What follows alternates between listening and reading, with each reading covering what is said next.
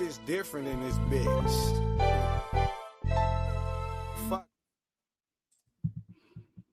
I ride, got the top let down, leaning to the right with the bass up loud. I slide, glide, choking on that lead. 2 miles per hour, so everybody sees you. Ride, got the top let down, leaning to the right with the bass up loud. I slide, glide, choking on that lead. 2 miles per hour, so everybody sees you. You see the European grills, so the lips gliss. Tank full of Theraflu, cause I be in them sick whips. Brick slip, roll with me, catch a contact. High definition, popping, flipping out the armrest. See, I'm a rider, dipping in the catalog. Just got it fitted on some shit I need a ladder for. Come up in your hood, stun when I leave, dude. 2 miles per hour, so everybody sees you. I can't deny, I feel I'm such a fly guy. Top job, call him Sleepy Hollow when they ride by. I know the haters can't stand it. I ain't got a blemish on my Jolly Rancher can. Ride on. What's happening with it? Y'all already know what it is. You tuned in to another episode of Everything Boxing. Here go talking that boxing again. Yeah, what's happening with it? When y'all come in the building, let me know you in the building. Jump in the comments. Make sure that you hit your like button. And we definitely gonna cook today. We got a lot to talk about. Opinionated opinions of boxing with Alden Johnson. What's happening with it? Salute. Royalty Fours, what it do? Teach, say Munguia is a star. Nah. That they trying to make him a star. Yeah, they trying to do everything they can to make him a star and to fool people to think that he is a star. But we definitely gonna cook on Munguia. Big Black, what's happening with it? OTB Boxing, what it do? RBZ, what's happening? Salute. Yeah. Dank Father, what's happening with it? Malachi Walker, what it do? Yeah, so a lot going on in boxing. Man. Like I said, boxing is a soap opera now. That's what's going on. You know, no disrespect to the fighters, because you still got fighters that want all the smoke with everybody. You know, they still put in hard work. Dedicate their life to their craft, but it's a lot of things that's going on in boxing right now. It's a soap opera, and I think that's what a lot of the shit that go on outside of the ring is. That's what keep us in tune. You know what I'm saying? That's what keep us in tune. You, me, and everybody else, even the ones that jump in the comment section and act like that they hate to hear us talk about, you know, the gossiping type of shit that go on in boxing. They be the ones that most enjoying it, you know. So, hey, thank Father, real talk. One life to live, days of our lives, General Hospital, all of that shit. That's what boxing is nowadays. And especially when the majority of the fighters, you find out, you know, that they really don't be wanting to fight each other. That they really don't want to fight the best. So, you know, I mean, boxing is we just got to accept it for what it is, because it ain't going to change. It's only going to get more like what we seeing. You know what I'm saying? It's a whole different fighters coming up in today's game, and they have a whole different perspective of the game. It's only a very few fighters that really, if you put a lie detector on them, that have really passed it. If you ask them, do they want to fight the best and prove that they're better than everybody? And do they actually really think that they are the best in their weight division, or, you know, in the weight divisions around them? I guarantee you 99% of them will fail a lie detector test if you really had to put them on the spot. So we just got to accept that. We ain't gonna never see boxing back to what it was at one point in time. I've accepted that. So that's the way I'm gonna report a lot of this shit, because it's a soap opera. So, you know, I mean, you feel me? People get mad when we report on certain shit if they favorite fighter. It is what it is. You're not gonna change nothing. RBZ, what's happening with it? He said, just supporting the grind, man. I appreciate you, man. I appreciate you coming through support, man. That's what keep the channel up and running. My man OTB, what's happening with him? He said it's some WWF. Well, if a lot of these fighters knew how to promote themselves like the WWF wrestlers do, they would be way, way, way, way, way bigger than what they really are. They don't get it. They don't know how to promote themselves like that. They should. And I'm gonna do a video on something that pertains to that, but it pertains to two fighters. They got a whole lot of drama between themselves going on, and I'm gonna talk about, it could potentially be one of the biggest fights in boxing with the storyline that they have, if they know how to use it and use it the right way. And no, I'm not talking about Devin Haney and Gervonta Davis, but y'all wait for that video to come out, and I guarantee y'all gonna be really intrigued about what I talk about in that video. It's some real shit. But anyway,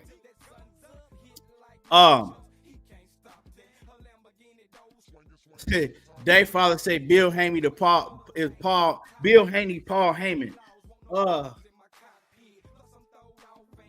me see who I would call Bill Haney when it comes to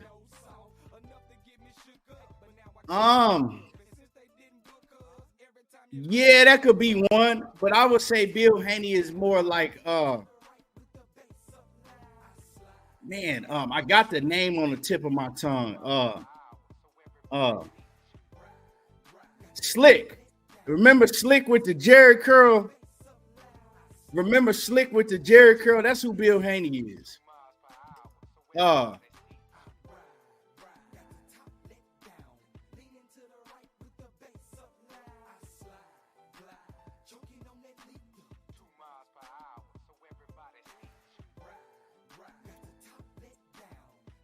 Connections unstable. Hold on, y'all. Let me try to get this fix this internet.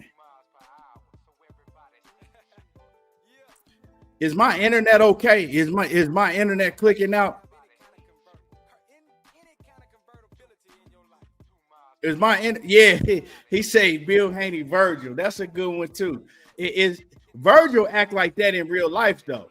If anybody follow Virgil that used to be the $1 Million Man's manager, he really act like that in real life. Dude is like he a narcissist on a whole different level. Cause I follow him on Instagram, and dude is a trip.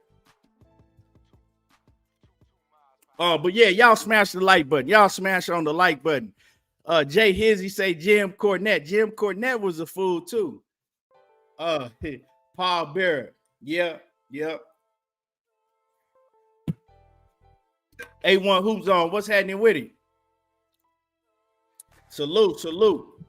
But man, so this weekend, right? We had Jaime Munguia. Let me talk about him so I could get, we probably gonna get a little deeper on this subject.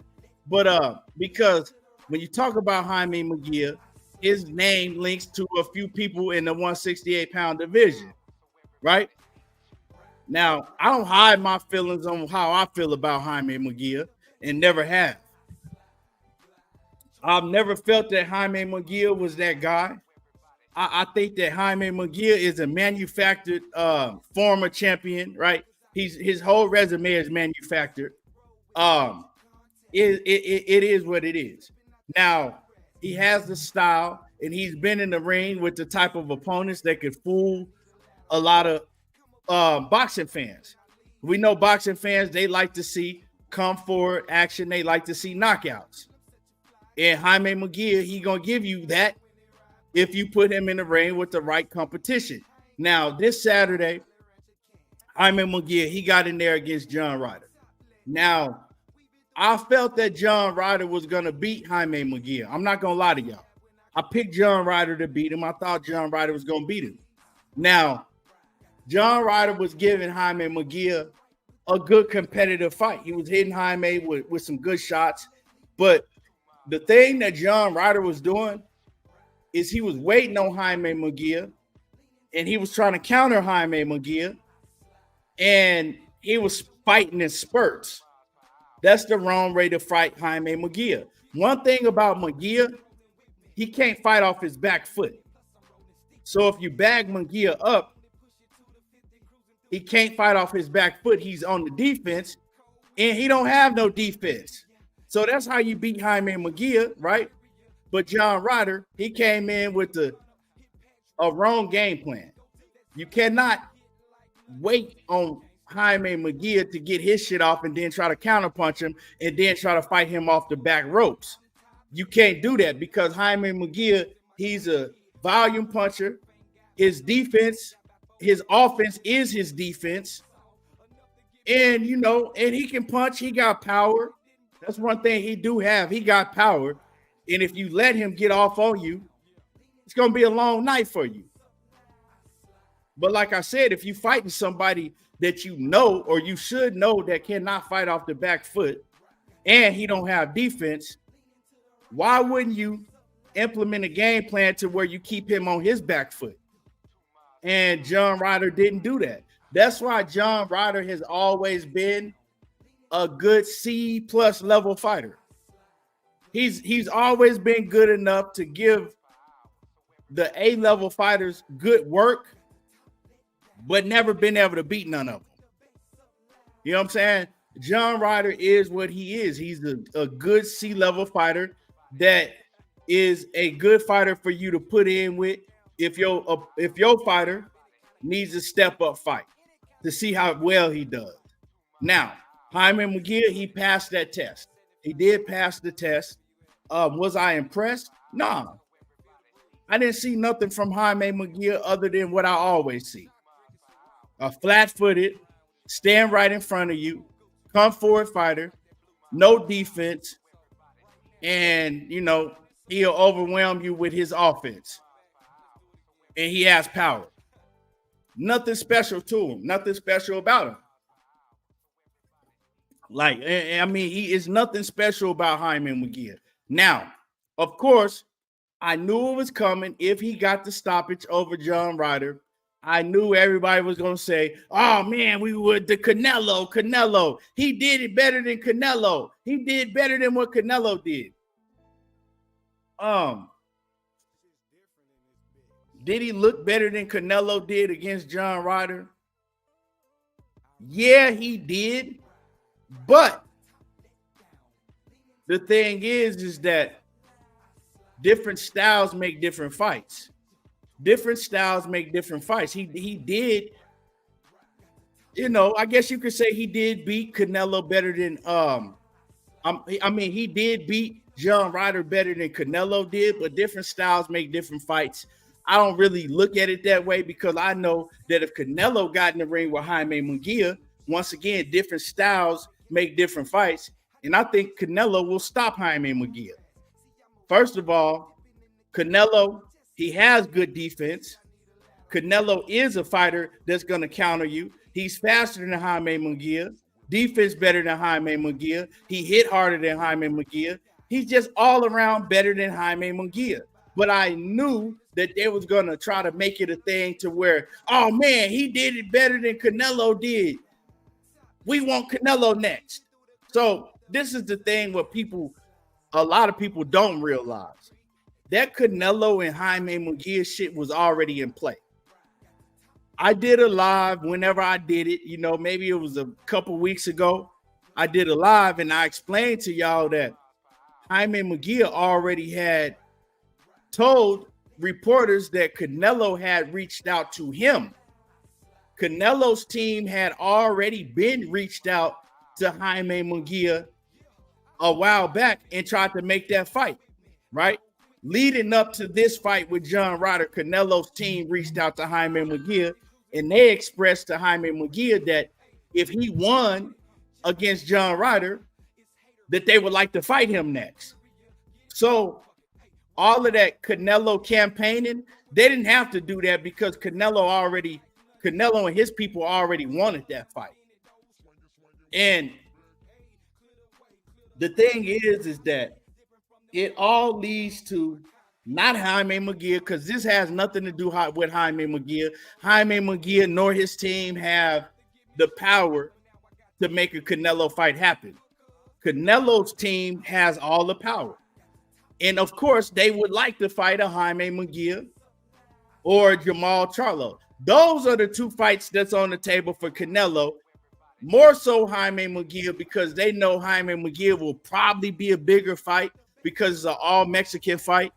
And Jaime Munguia is a great style for Canelo to look good against and get a knockout.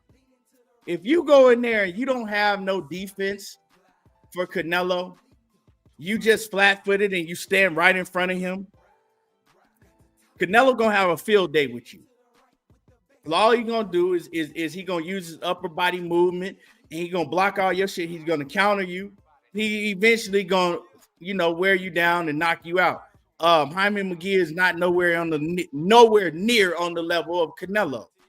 Now, as far as Jermall Charlo, he's another one that I believe is an easy fight. Canelo at this point. Jermall Charlo, you could hit him with pretty much anything you want to. I think that Canelo, both of those fights are pretty much easy fights for Canelo at this point in time. Jermall Charlo or Jaime Munguia. Hence, why those are the fighters that you see on the table for Canelo. And he ain't mentioned nothing about David Benavidez. Now, you have a lot of Canelo fans trying to make up stories because they all in my comment section, they everywhere, making up stories about Canelo and Benavidez in September. Those are lies. Benavidez pops will tell you that's a lie. Benavidez will tell you that's a lie. That shit is all made up news to keep people off of Canelo Alvarez's helmet because he's refusing to fight David Benavidez and he's ducking him. So what people are doing is they know that he's not going to fight Canelo in May. So what they're doing is they're putting out a narrative telling you that Canelo and Benavidez in September. It's a lie. Canelo and Benavidez are not fighting. Canelo don't have no intentions on fighting David Benavidez. What Canelo is trying to do is he's trying to wait for Benavidez to move up to 175 because he knows that Benavidez cannot continue to stay at 168 and wait for him. So he's trying to basically, when fighters age fighters out and wait till they get old, well, Benavidez is trying to basically wait him out. He's trying to wait. Canelo is trying to wait Benavidez out. He's trying to wait till Benavidez can no longer stay in the division. So he's forced to move up to 175. He's not going to fight Benavidez. And so, what can you do? He doesn't believe that he can beat David Benavidez. He looks at David Benavidez and David Benavidez, he's long, he's tall, he's a volume puncher. He got a gas tank through the roof. He throws punches in all different angles. His offense is crazy. And it's a horrible stylistic matchup for Canelo, and he knows that. Everybody around Canelo knows that Benavidez is a horrible stylistic matchup. That's why they look for the easy way out. They're looking for a Jermall Charlo that's only had one fight in over 3 years. They're looking at a Jaime Munguia that is still, that'll never be on a Canelo Alvarez level. So, it's obvious. Of course, every fighter got their fan base that's going to go crazy for them and deny all of the facts that's in their face. It is what it is. Bruce Gas, salute with it. OG, salute, OG. RBZ, what's happening with it? No evidence, what's happening with it? The Queen, Karma, what's going on with it, Queen? And then we got, who else in the building? Dank Father, I seen you. Al Booger, what's happening with it? Pat's Nation, what's happening with it? Teach.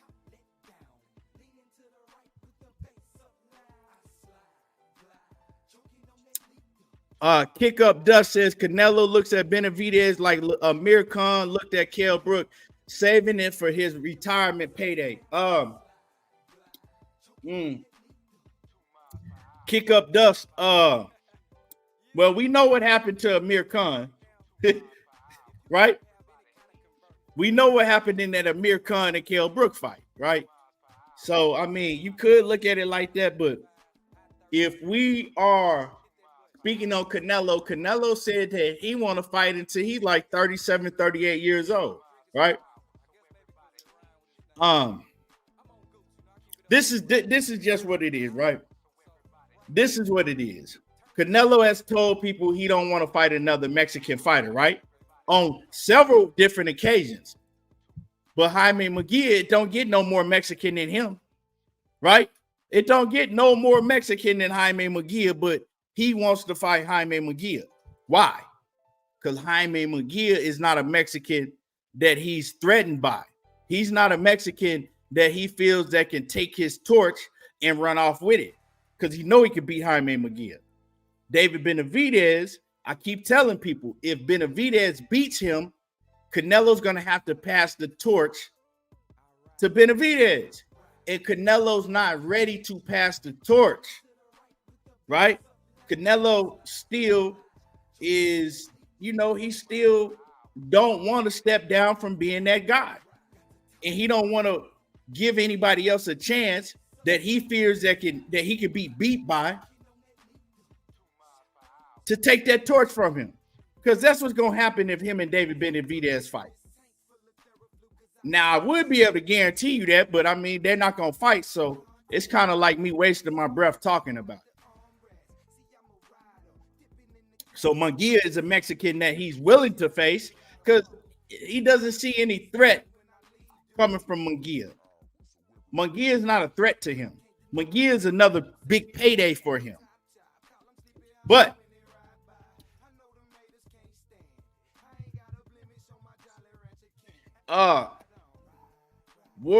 Warriors Boxing, I appreciate it, but man, this ain't no LDBC up in here, dog. Yeah, this ain't no LDBC up in here. But Munguia, once again, like I said, is not a threat. He is not a threat to Canelo at all. Straight up. He's not. So the only way I think that we don't see Canelo Alvarez versus Munguia is the relationship between Canelo and Oscar De La Hoya, who is Munguia's manager. He's a promoter. You know what I'm saying? That's Munguia's promoter. So their relationship is not on good terms. So also Al Heyman, right? Al Heyman and Oscar De La Hoya, they don't mess with each other, but we seen them kind of, I don't know if they got the, well, nah, because a lot of people don't understand that Al Heyman and De La Hoya, they didn't even work together when it came to making Gervonta Davis and Ryan Garcia. Ryan Garcia's the one that did the business was Ryan Garcia's lawyer, and Leonard Ellaby, he took over. So they really didn't even have to work with Oscar. So I don't know how that's gonna happen with Golden Boy Promotions, Oscar and Canelo and Canelo's trainer Reynoso. They don't fuck with Oscar De La Hoya. So it's gonna be interesting to see if that fight get made because of that fact. But Canelo, he looking for that fight because he already hit up Jaime Munguia's people to make it happen. So we'll see what happens with that. KQKC, what's happening with it? OG.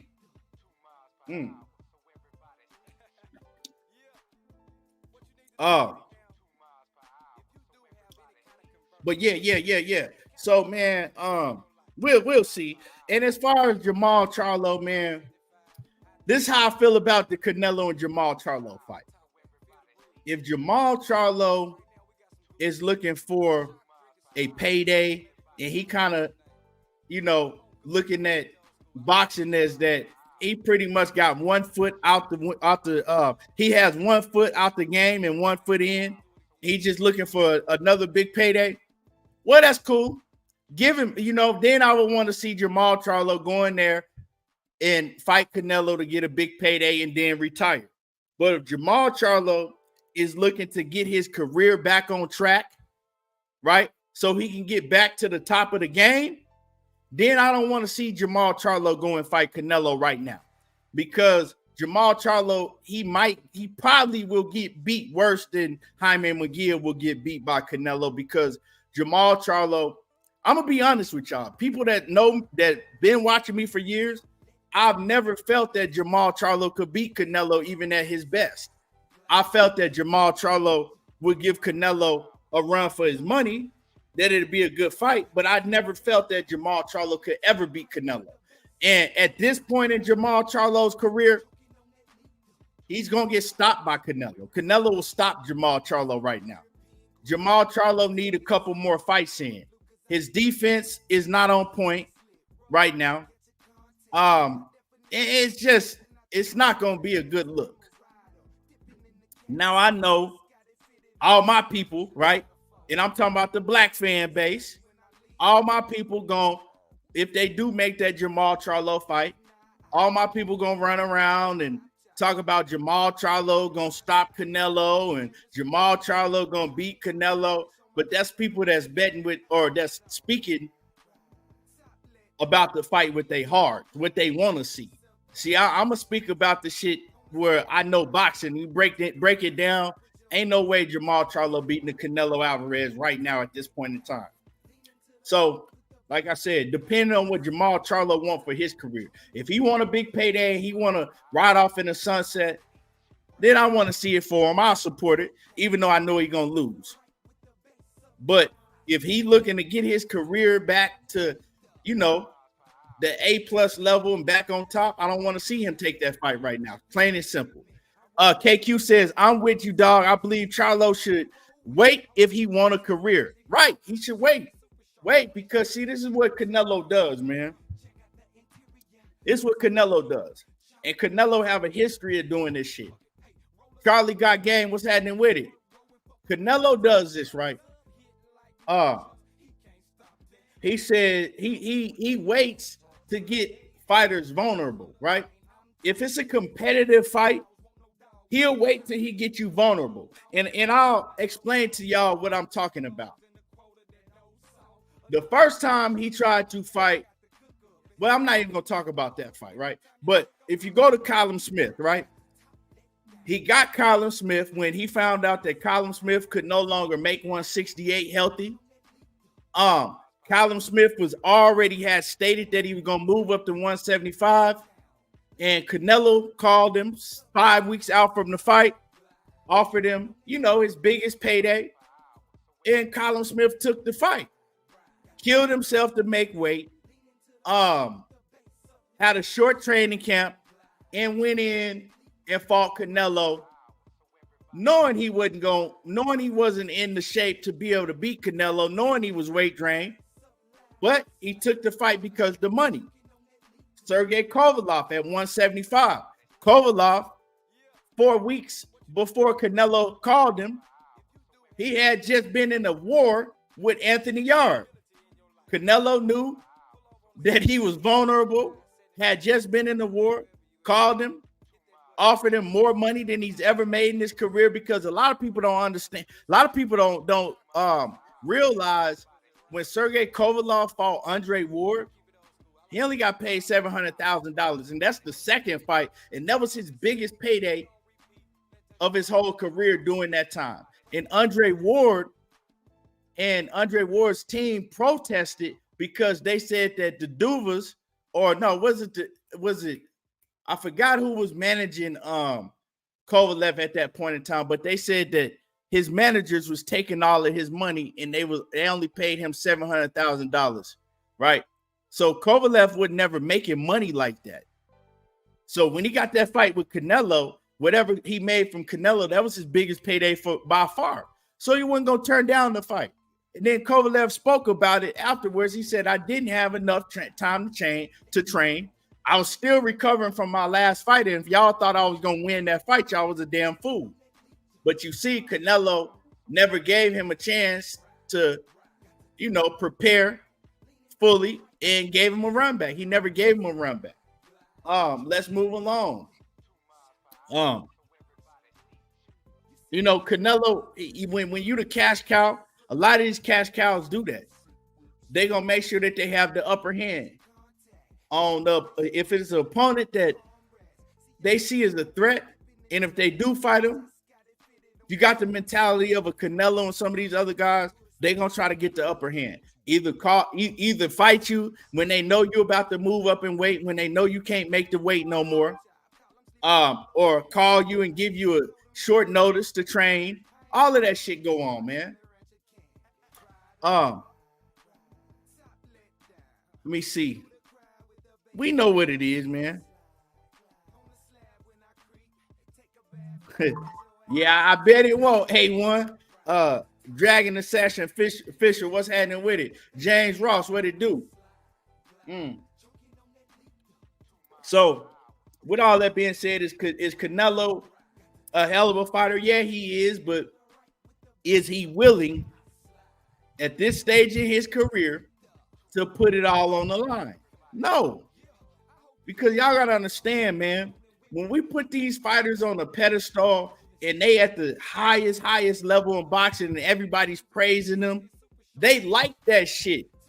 If y'all ever heard of wrestlers talk about why they keep coming back and they 70 years old and flabby and shit, because they get addicted to the crowd. They get addicted to the praises and the love, so they can't leave the game alone. They can't stay away from the game. These fighters is the same way. When you put them on a pedestal and you saying they the best in boxing and all of that, at a certain point, when shit get hot, when the kitchen get hot, and they got other guys that they looking, that's staring at them, that's breathing down their throat, and they know I could possibly lose. They much rather go around that opponent so we can continue to praise them. They don't give a damn if they have a certain amount of fans that saying, oh, you scared. That's just talk, right? They get in the ring, they get their ass beat, then they lose their pride. So they can stand fans saying that they ducking, they ain't scared, but they can't deal with actually losing in front of thousands and millions of fans. They can't stand that because then their pride is shot. Then they embarrassed. And now they're not getting those praises no more. Yeah. So, man, y'all smash the like button. Smash on the like button because we finna really cook now. We finna really cook it. And I might just drop the link, because see, this is the thing, right? A lot of Devin Haney addicts, Haney addicts. Like I said, Devin, I've never disrespected Devin or Bill and try to say that Devin wasn't shit as a fighter and Devin wasn't good as a fighter. But the facts are the facts, right? And a lot of Haney addicts, y'all get pissed off because, y'all got pissed off because Shakur's grandfather, he went on Mill City. You know what I'm saying? And he told about a story that happened when Devin and Erickson Lubin, they was teenagers.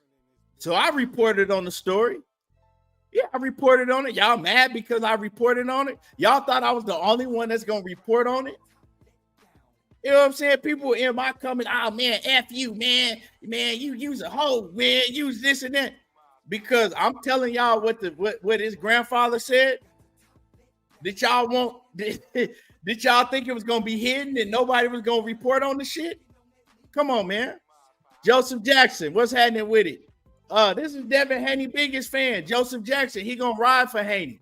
What's happening with it? Him and his brother going to ride for Haney. He said, salute ETB. What's the cash app, big bro? It's right there on the screen, my guy. It's the $ KT double. Appreciate you.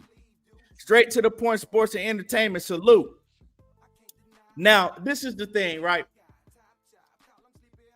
a lot of y'all gotta, before a lot of y'all get in these comments, right? Because I just laugh at the shit. You know what I'm saying? I mean, right? I mean, come on, man. People say all type of shit over the internet. It's the internet. Like, to me, the internet ain't real. You know what I'm saying? The internet ain't real. The internet is a place where you can lie about shit and people gonna believe it. You can fake your life and people gonna believe it. You could put on. I see niggas that have channels and they didn't put on the whole character. They don't even act like that shit in real life. They whole characters out here. You know what I'm saying? So, I mean, you can be who you want to be in front of a camera on the internet, and you can say who you want. You can say what you want to say to people in comment section and all of that shit. You can't let that shit bother you. You know, I'm too old to let that shit bother me because, like I said, I mean, what I'm going to try to do, fight everybody on the internet that say something bad. I just appreciate, you know, people tuning in to hear what I got to say. You know, is what it is. We ain't gonna agree on everything, but one thing that y'all have to do, and I appreciate Joseph Jackson in the building, in the Cash App, man. I appreciate you, man, supporting. Now, one thing y'all got to do, right, is y'all got to keep it real with yourselves. Y'all got to keep it real with yourselves because when Bill Haney, when he talks disrespectful about Shakur, when he talks disrespectful about Tank and passes mugshot around, right?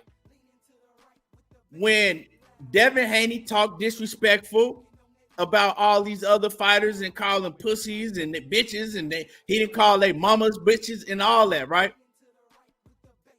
As Devin Haney fans and fanatics and addicts, y'all laugh at that shit. Y'all share the content. Y'all think it's funny. It's no problem, right? Y'all don't have no problem with it. Bill talked more than any manager, trainer, father, whoever, right?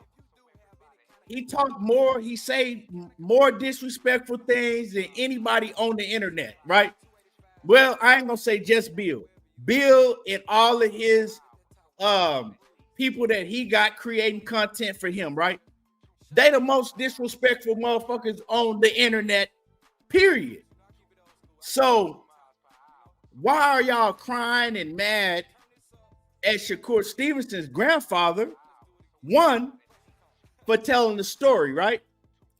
Because Bill do shit all the time. Like, you never hear Shakur Stevenson's people come out and say anything, right? They don't really even talk like that, right? Shakur grandpops don't really do interviews like that much at all, right?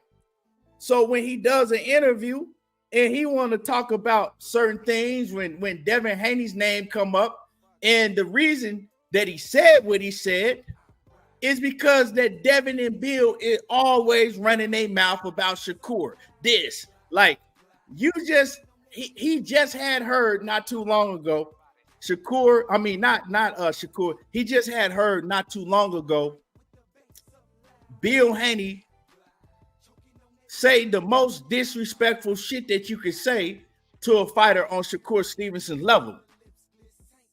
When you running around saying that a fighter on Shakur Stevenson's level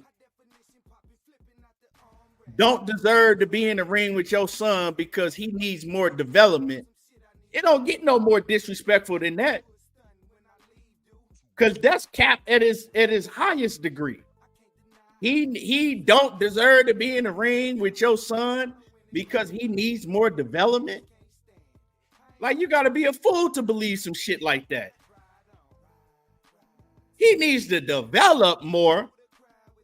Shakur has always been levels above Devin Haney in the amateurs.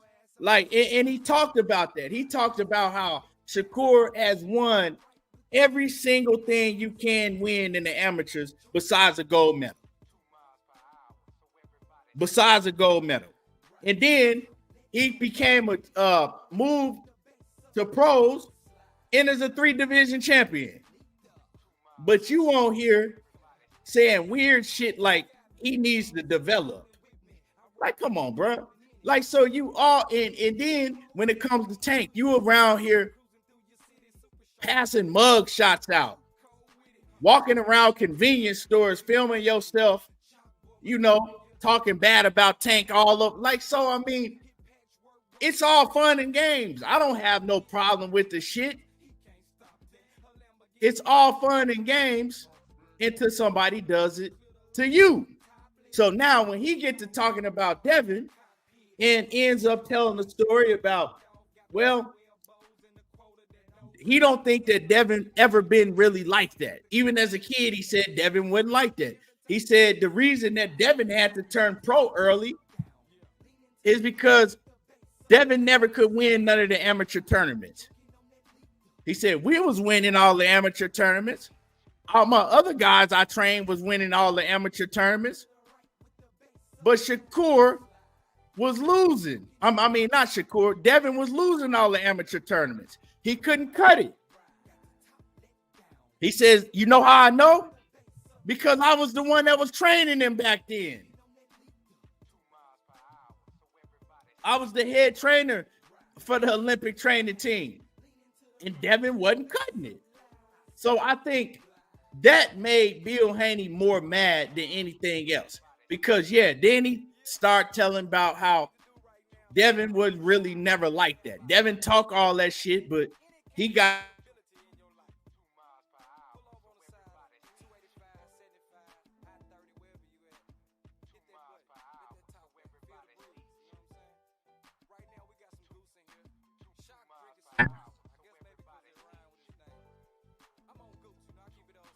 My bad. I think my internet, it keep going in and out. I don't know what the hell going on. We've been having internet trouble today. Y'all let me know if my internet is good or is it acting up. Y'all let me know if the internet is good or is it acting up. Let me know. Put a yes if it's good. Put a no if it's acting up. It's good? Okay. So what I was getting to is he told a story, right? Yes, they were teenagers, you know what I'm saying? But he said that Luben took his shoes, slapped him, and Devin didn't want to do nothing about it, right? He said Devin didn't want to do nothing about it. He wouldn't do nothing about it. You know what I'm saying? It is what it is. You know? Yeah, he was like 14 or something like that. But at the end of the day, right, both of y'all are still fighters. You've been fighting since you were 6 years old. That's what you trained to do. I don't give a damn what it is. You supposed to be trying to get your lick back. Even if you ran upside that man's head when he turned his back to you or something, you supposed to try to get your lick back. And so that's the point that Wally Moses was making, that Devin, he talk all that tough shit. He's always talked that loud, tough shit. But when shit get real, he ain't really about that. Right? That was the point that he was making. Now, yeah, they was teenagers or whatever. So it's some old shit, whatever. Me personally, I still think that Devin need to get that lick back. Because if that's me, I don't give a fuck if it's 10 years later, I'm getting my shit back. He needs to go get his lick back from that boy. You know what I'm saying? They said Devin was holding his... Hey, Dad, he just slapped the taste out of my mouth, Dad, he slapped skin off my face, Dad. What do I do, Dad? Come on, Dad. I said, Dad, he slapped me, Dad. He took my shoes, Dad. He took my J's, Dad. Hey, but anyway, Devin and Luben ain't gonna fight in the ring, to be serious. Devin and they ain't gonna fight in the ring. I think they too far apart in weight divisions, even though Devin probably walk around damn near the same weight as Erickson Lubin do. But it's just a story. Y'all, Devin fanatics, y'all made it bigger than it really was because of the response y'all gave, right? Y'all got to jumping in the comments, calling Wally Moses an old punk and he a sucker and this. y'all got to talking bad about Shakur when Shakur ain't even said shit. You know what I'm saying? Y'all got to crying, calling that man a liar, saying it never happened. We making up shit, and that man, we need to see video footage of Devin getting slapped. It never happened. Y'all made it bigger than what it was, right? Because see, the smart thing, if y'all had ignored it, it just would have been another story. Couple people, I would have brought, you know what I'm saying? I would have talked about it. Couple more people would have, and it just would have went away. But y'all made it hype. Y'all made it bigger than what it was by y'all response. All that crying and shit, y'all don't have to do all that crying. You know what I'm saying? Yeah, all that shit wasn't necessary. You know what I'm saying? It wasn't necessary.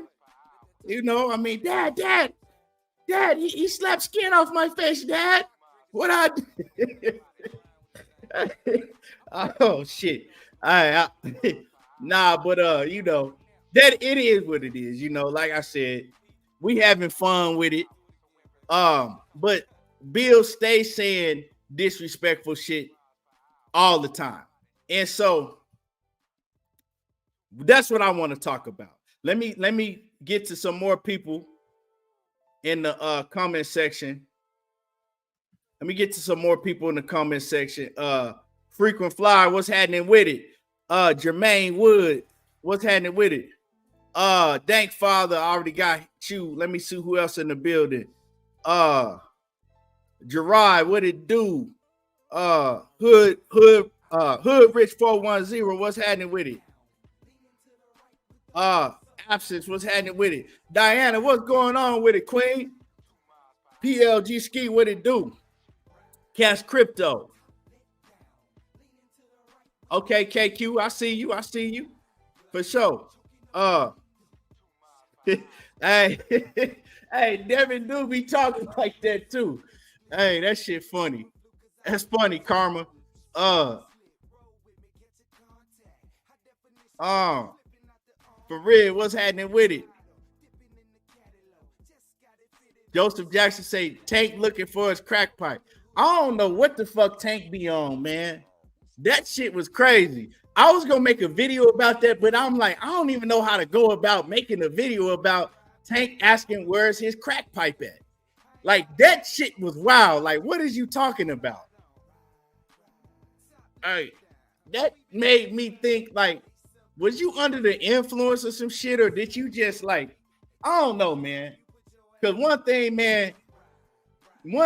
Tank and Errol Spence, man, like, this is one thing about Tank and Errol Spence. They don't need to post on Twitter because they always post like shit that you really don't even know what they saying. They just post subliminal shit all the time. Like, bro, what the fuck is you even talking about? And then you gotta try to, you know, I don't know. You gotta try to put the puzzle together and, you know what I'm saying, and make a video out what the fuck they saying when you really don't even know.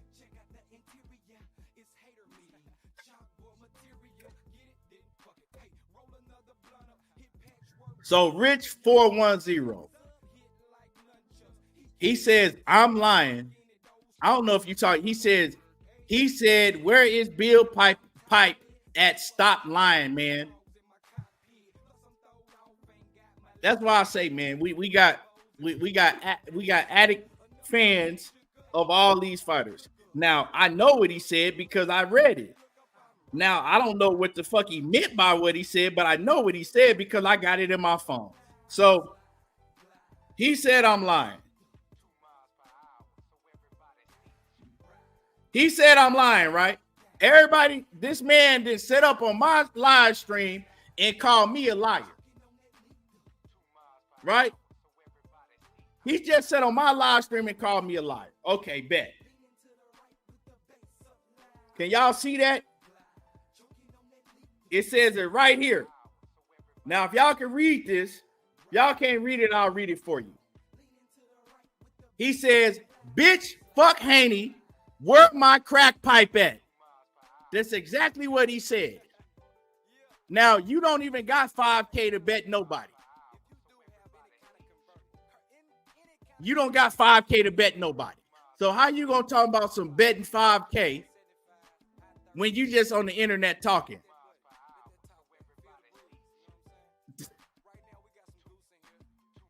What does this say?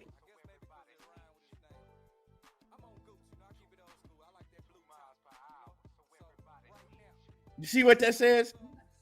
Plain and simple. Bitch, fuck Haney. Where my crack pipe at?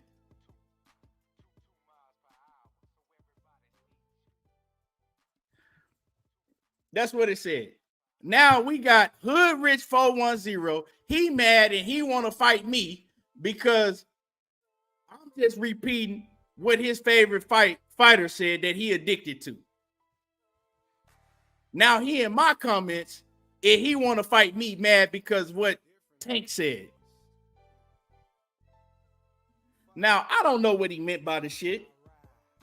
You know what I'm saying? I'm pretty sure he wasn't cooped up smoking crack and wrote it on the internet, but I mean, that's what he said. You see it? Does it show upside down on the camera?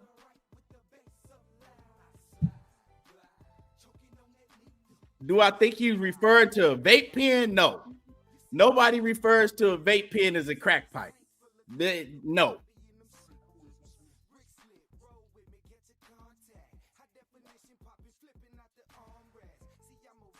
You know what I'm saying? Yeah. So we got old boy in here. He want to bet me 5K that I'm not looking at what I'm looking at. Like, make that shit make sense to me. Dude want to bet me $5,000 that I don't know how to read. Is that what you betting me? You want to bet me $5,000 that I don't know how to read? Now this man just said, you really think he smoked crack? Bruh,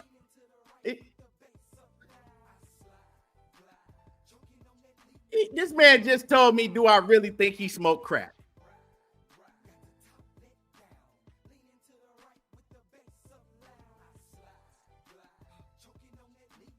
Now, what I'm doing is I'm trying to figure out, is you slow right now? That's what I'm trying to, because it's taking me a long time. I'm really trying to figure out, are you slow? For real, some of y'all act slow, real talk. When it comes to your favorite fighters that y'all addicted to, y'all like to start acting very slow. Because I just told you plain and clear, I don't know how clear I can make it. I said, now, I don't think the man is sitting up there smoking crack and letting everybody know on the internet. I just said that clear. I mean, what else do you want me to do? He said YouTubers begging for super chats. So now we going from I don't know how to read to YouTubers begging for super chats to, bro, you slow.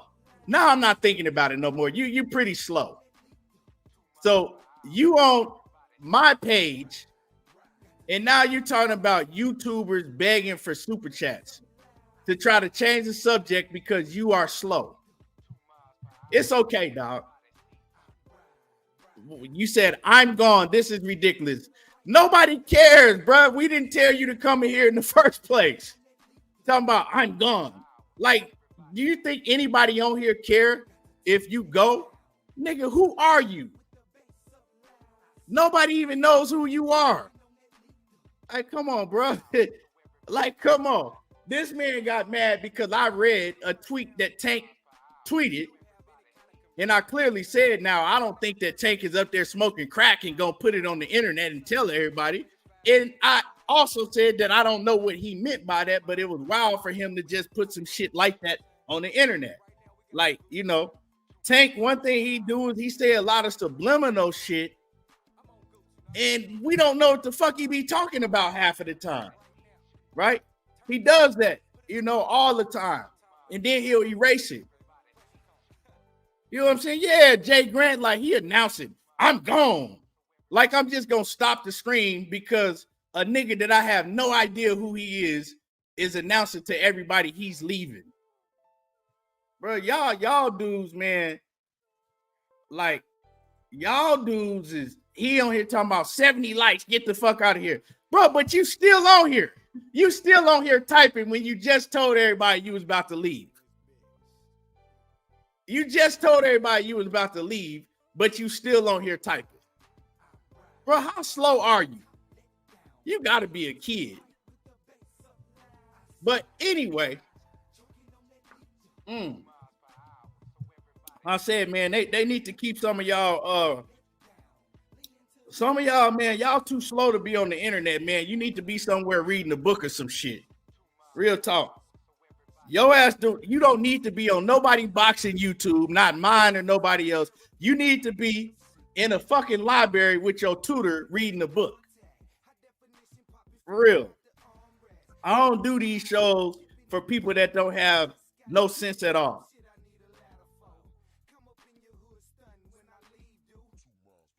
Motherfucker that's talk texting. You can't even read. You talk texting in the goddamn chat.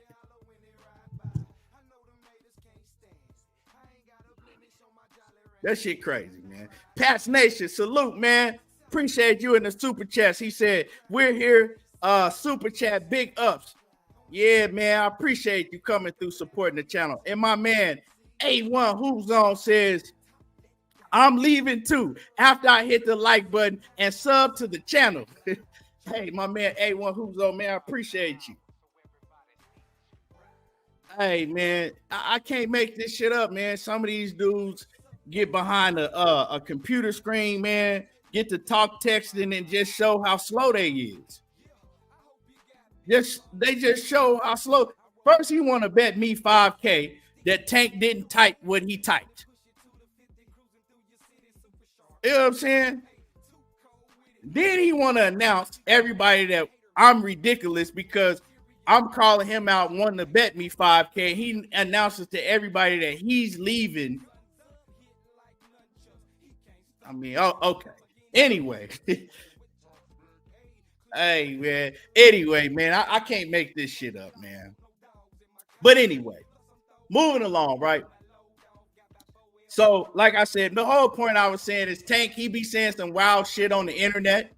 I don't think the man was smoking crack, but I'm trying to, figure out what he meant by it. And I couldn't figure out what the fuck he meant by it, right? But let's move back to Bill Haney, right? Let's move back to what Bill Haney said about Shakur Stevenson's grandfather coming out and telling the story about Erickson Lubin and Devin Haney, right? Erickson Lubin and Devin Haney. This shit happened. It's whatever. Of course, we gonna talk about this shit. We gonna get a laugh out of it and we gonna move on, right? But Bill Haney, he just showed how ignorant he is. And people that watch me, they know that I really don't never get on Bill helmet, right?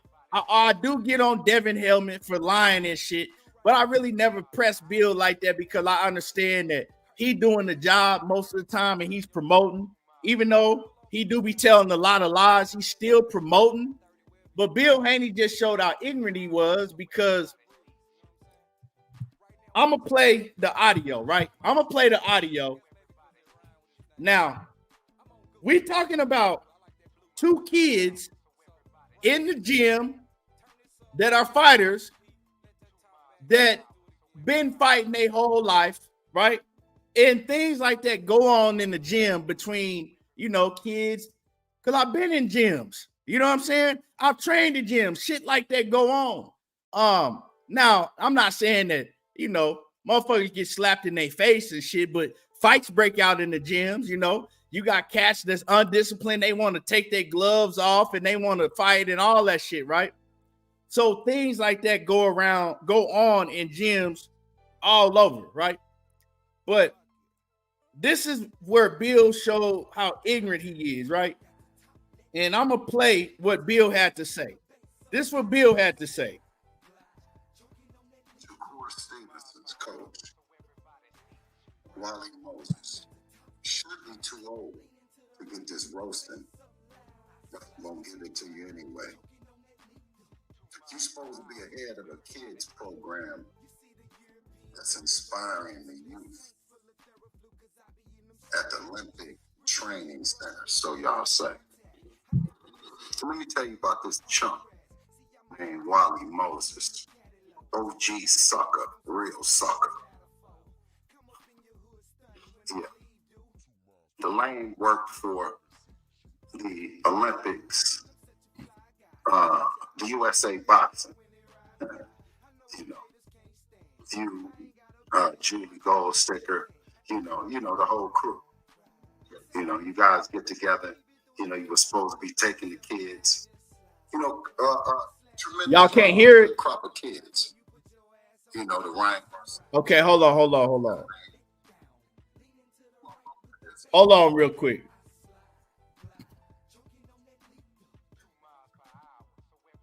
So I'm not even gonna play it. So basically, Bill was, talking that slick talk. I ain't really have no problem with nothing he said until Bill got to talking about, if something had happened like that, talking about they would have got shot. They better be glad that nobody gets shot, right? So now you bringing in people getting shot and killed over two kids having an incident at the Olympic Training Center. See, this is where Bill get to talking real ignorant, and this is the problem that a lot of cats have with Bill, because Bill get to talking real reckless. He get to talking real reckless, and he really ain't about that shit. You know what I'm saying? I know, because one of my partners got into it with Bill on some real shit, and Bill really ain't he get to talking real reckless about shit that he ain't have to go there. Like, Bill ain't have to do all that unnecessary shit. And like I said, I've never said nothing about Bill because I think he a great promoter, right? But all of that, you would have, niggas that get shot, you would have got shot. It wasn't no need for all of that. You know what I'm saying? It wasn't no need for all of that. That was ignorance. You know what I'm saying? So you talking about you would have shot a kid for putting hands on your son? Because they was both kids at the time. So Bill, man, and so the thing is, right, is all of Bill Haney's fans, Devin Haney fans, fanatics, y'all jumped on that shit. Oh, yeah, Bill, hell yeah, Bill, you standing on business, Bill. Bill was standing on business, Bill, man. But let Teofimo Lopez daddy had said that. Let Shakur Stevenson's grandfather had said that. Let anybody else, let Calvin Ford had said that. Let anybody else had said that shit. Oh man, it would have been a whole uproar about that shit. Calvin Ford threatening to shoot people. He threatening to shoot people over a tank. But Bill said it. All of Bill Haney's fanatics and Devin addicts, y'all was clapping and y'all thought that was the best. He's standing on business.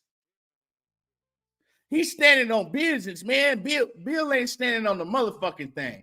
Bill running his mouth over the internet because he talking about if something like that would have happened. Well, it did happen, Bill. It ain't no ifs about it. And you knew it happened because Devin ran to you crying, telling, hey, Dad, he slapped me in my mouth, Dad. Dad, he slapped me, Dad. You know Devin told you that boy slapped him in his face. You know he slapped that boy, and y'all know he slapped that boy. Y'all knew, Bill knew that. Talking about, well, you, something had. Look here, Jack, sucker. You know he's a sucker. And Jack, if it had happened, Jack, come on, man. All that gunplay with two fighters, all that shit, dog, that was ignorant, Bill. You ain't have to do all that. You know what I'm saying? Like, no, you're not scaring nobody, Bill.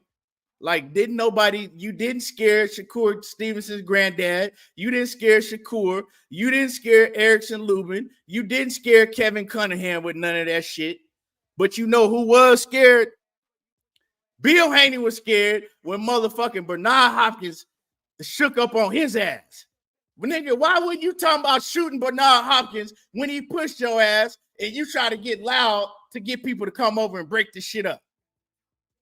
You know what I'm talking about? That man told you to go in the bathroom, just you and him, and then all your fucking weirdos that you got on the payroll, or I don't even know if you got them on the payroll, but all your weirdos that you got making content on your behalf, they tried to turn the shit into some homosexual shit.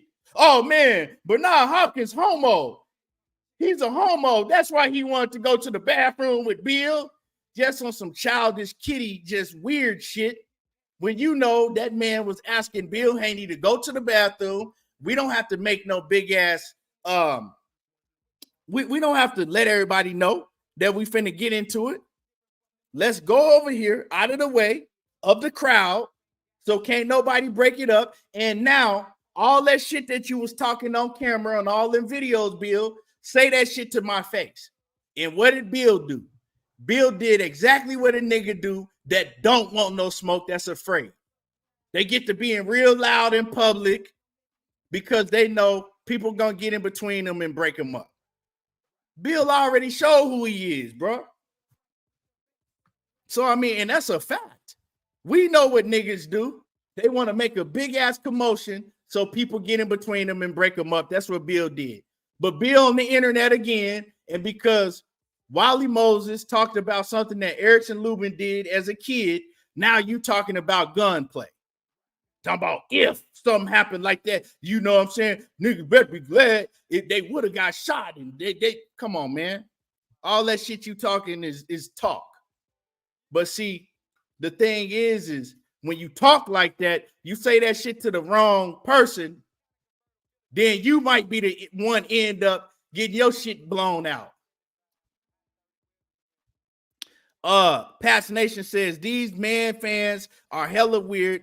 I'm a Canelo fan, but it doesn't hurt my feelings when people talk about him. These dudes hella attached, to other men. That's what it is, bro. It should be crazy, man. G-Man says Bill just posted a new reel on the gram, still talking about Wally Moses. Bill out of control. That's because he's embarrassed, right? He's embarrassed that Wally said what he said.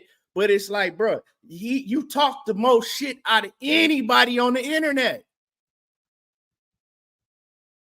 You talk the most. Now you mad because somebody said something about your son when y'all talk more shit than anybody?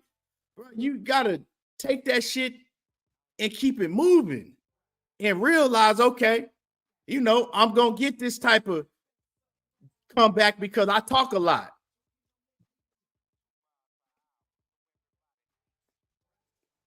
Frequent Flyer says, bro, Bill was in a different place then. Devin was 14, wasn't he? I don't give a damn, bro. He obviously wasn't in a different place because ain't nobody get shot. You know what I'm saying? And you're talking, and at the end of the day, you're talking about two children. Erickson Lubin was like 16 at the time. So you gonna go to the Olympic Training Center and shoot shit up because your son got slapped. What you should have did is made your son go back and put hands on that man. That's what you should have did. Y'all, but you, I'm gonna tell y'all, man, y'all keep believing all this shit with Bill. Bill wasn't no motherfucking mob boss. Bill wasn't no killer. You know what I'm saying? Bill was a hustler. So y'all stop trying to mix that up like y'all running around here acting like Bill was a motherfucking hitman or some shit.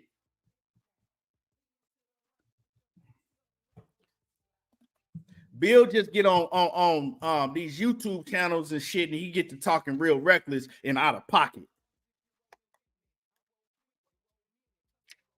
G-Man said, no, keep it real. Bill was a snitch. I can't put that jacket on him, man. I don't have no paperwork on him. I can't say that Bill was a snitch. I don't know nothing about that. I'm not finna put that jacket on no man if I ain't seen no paperwork.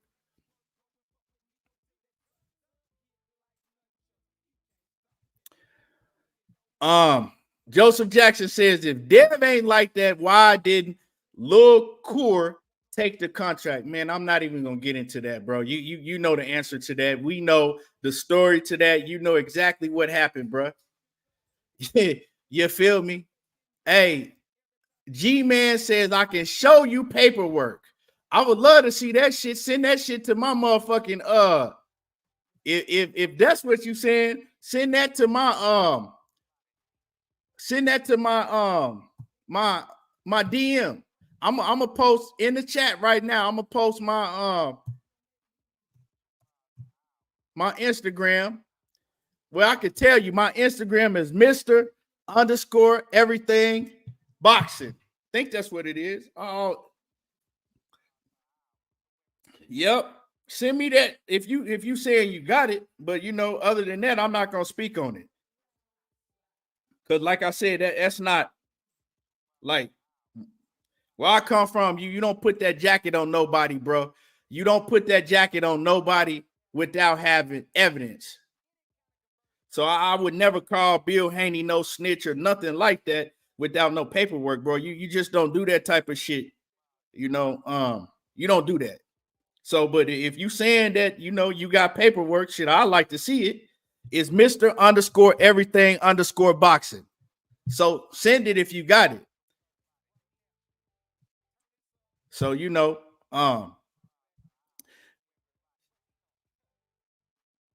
but so yeah, you know, send it to me if you got it. But other than that, I'm not finna speak on that. But yeah, man, as far as him with all that gun talk, when these are two, man, Devin ain't from the streets. Erickson Lubin ain't from the streets. These are two professional athletes. That's just what it is. Bill should have left that shit at that. If Bill, I didn't have nothing else that Bill said. I ain't had no problem with that shit, bro. He gonna talk his shit. I knew Bill was gonna come out and pop his shit. That's what he do. But keep it boxing. When you start talking that crazy shit, bro, yeah.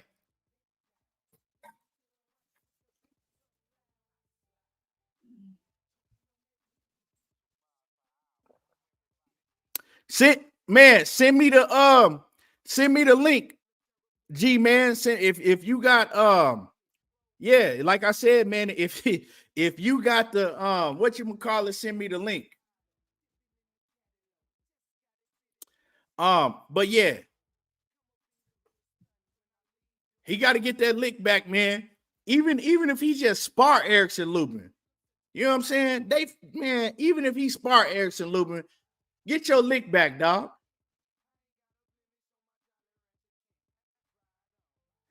Damn, that y'all saying some serious shit about Bill. Y'all saying some serious shit in here about Bill right now. Send me that motherfucking paperwork. I said I'm not finna slander that man on no personal level like that. If you know, send me that paperwork, and I'll look it up too. But send it to me. Send it to me. Hold on. I want to see. Hold on. Let me take a picture of this computer screen because I'm gonna look that shit up.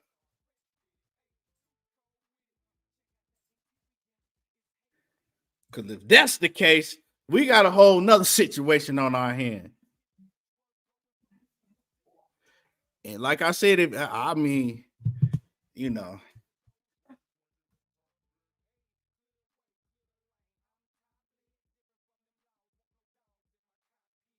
Yeah.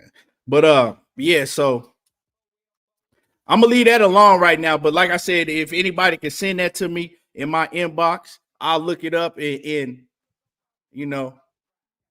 Yeah, John Kramer says it's public info. Yeah.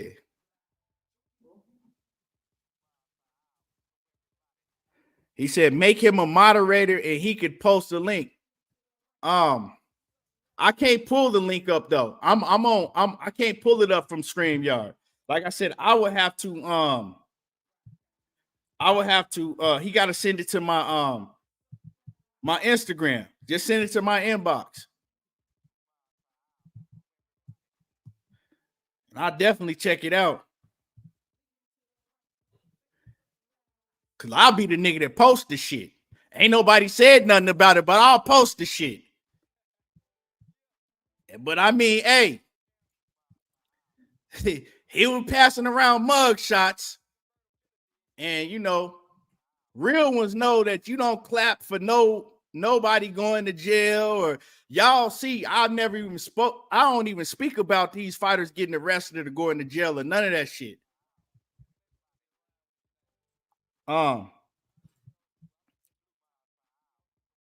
So yeah, man. Send that shit.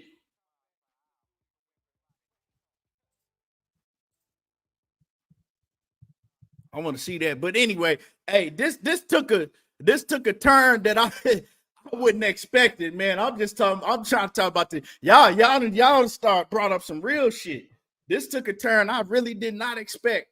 But so like I said, I'm not gonna speak on it until I read the ins and the outs. If there is anything to read, then I'll speak on it.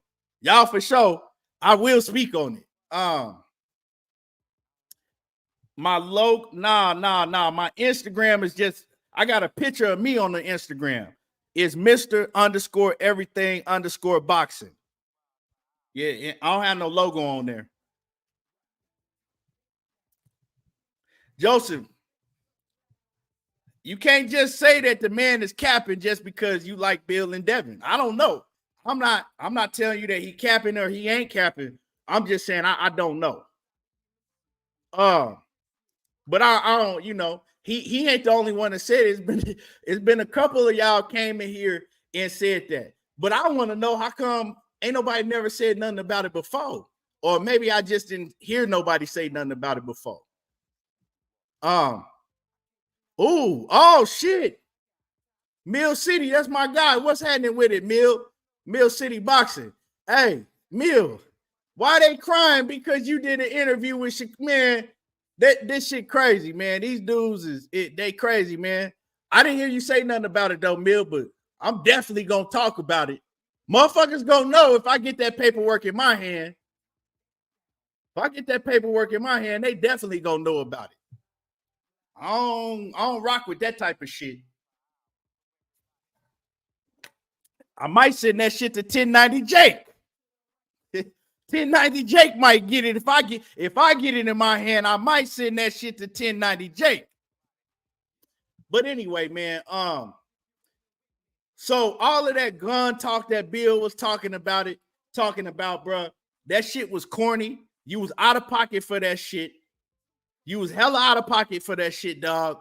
And it was unnecessary when we talking about two athletes that's been raised in the gym since they was kids. Didn't need to go there. It didn't need to go there at all. So that's that right there with Bill Haney. When he got to talking about that shit, it made me lose respect for Bill, man. It made me lose respect for Bill because, like I said, man, that shit unnecessary. It was unnecessary, especially talking about two children at the time.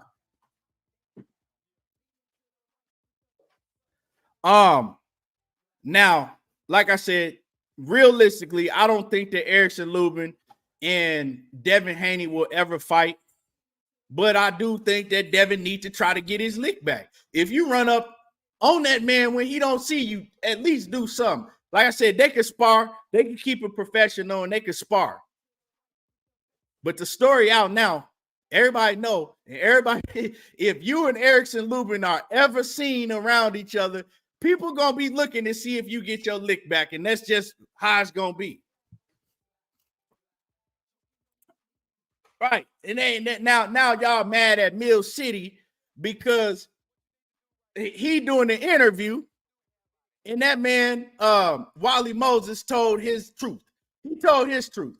Now y'all mad at Mill City. Oh man, that's some dirty work. That's some sucker shit. Mill City a bitch. And why that man a bitch? Because y'all mad because he let Shakur Stevenson's grandfather come on there.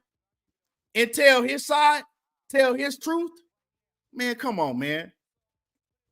And y'all was mad at me because I let Shakur come on, and it wasn't even an interview.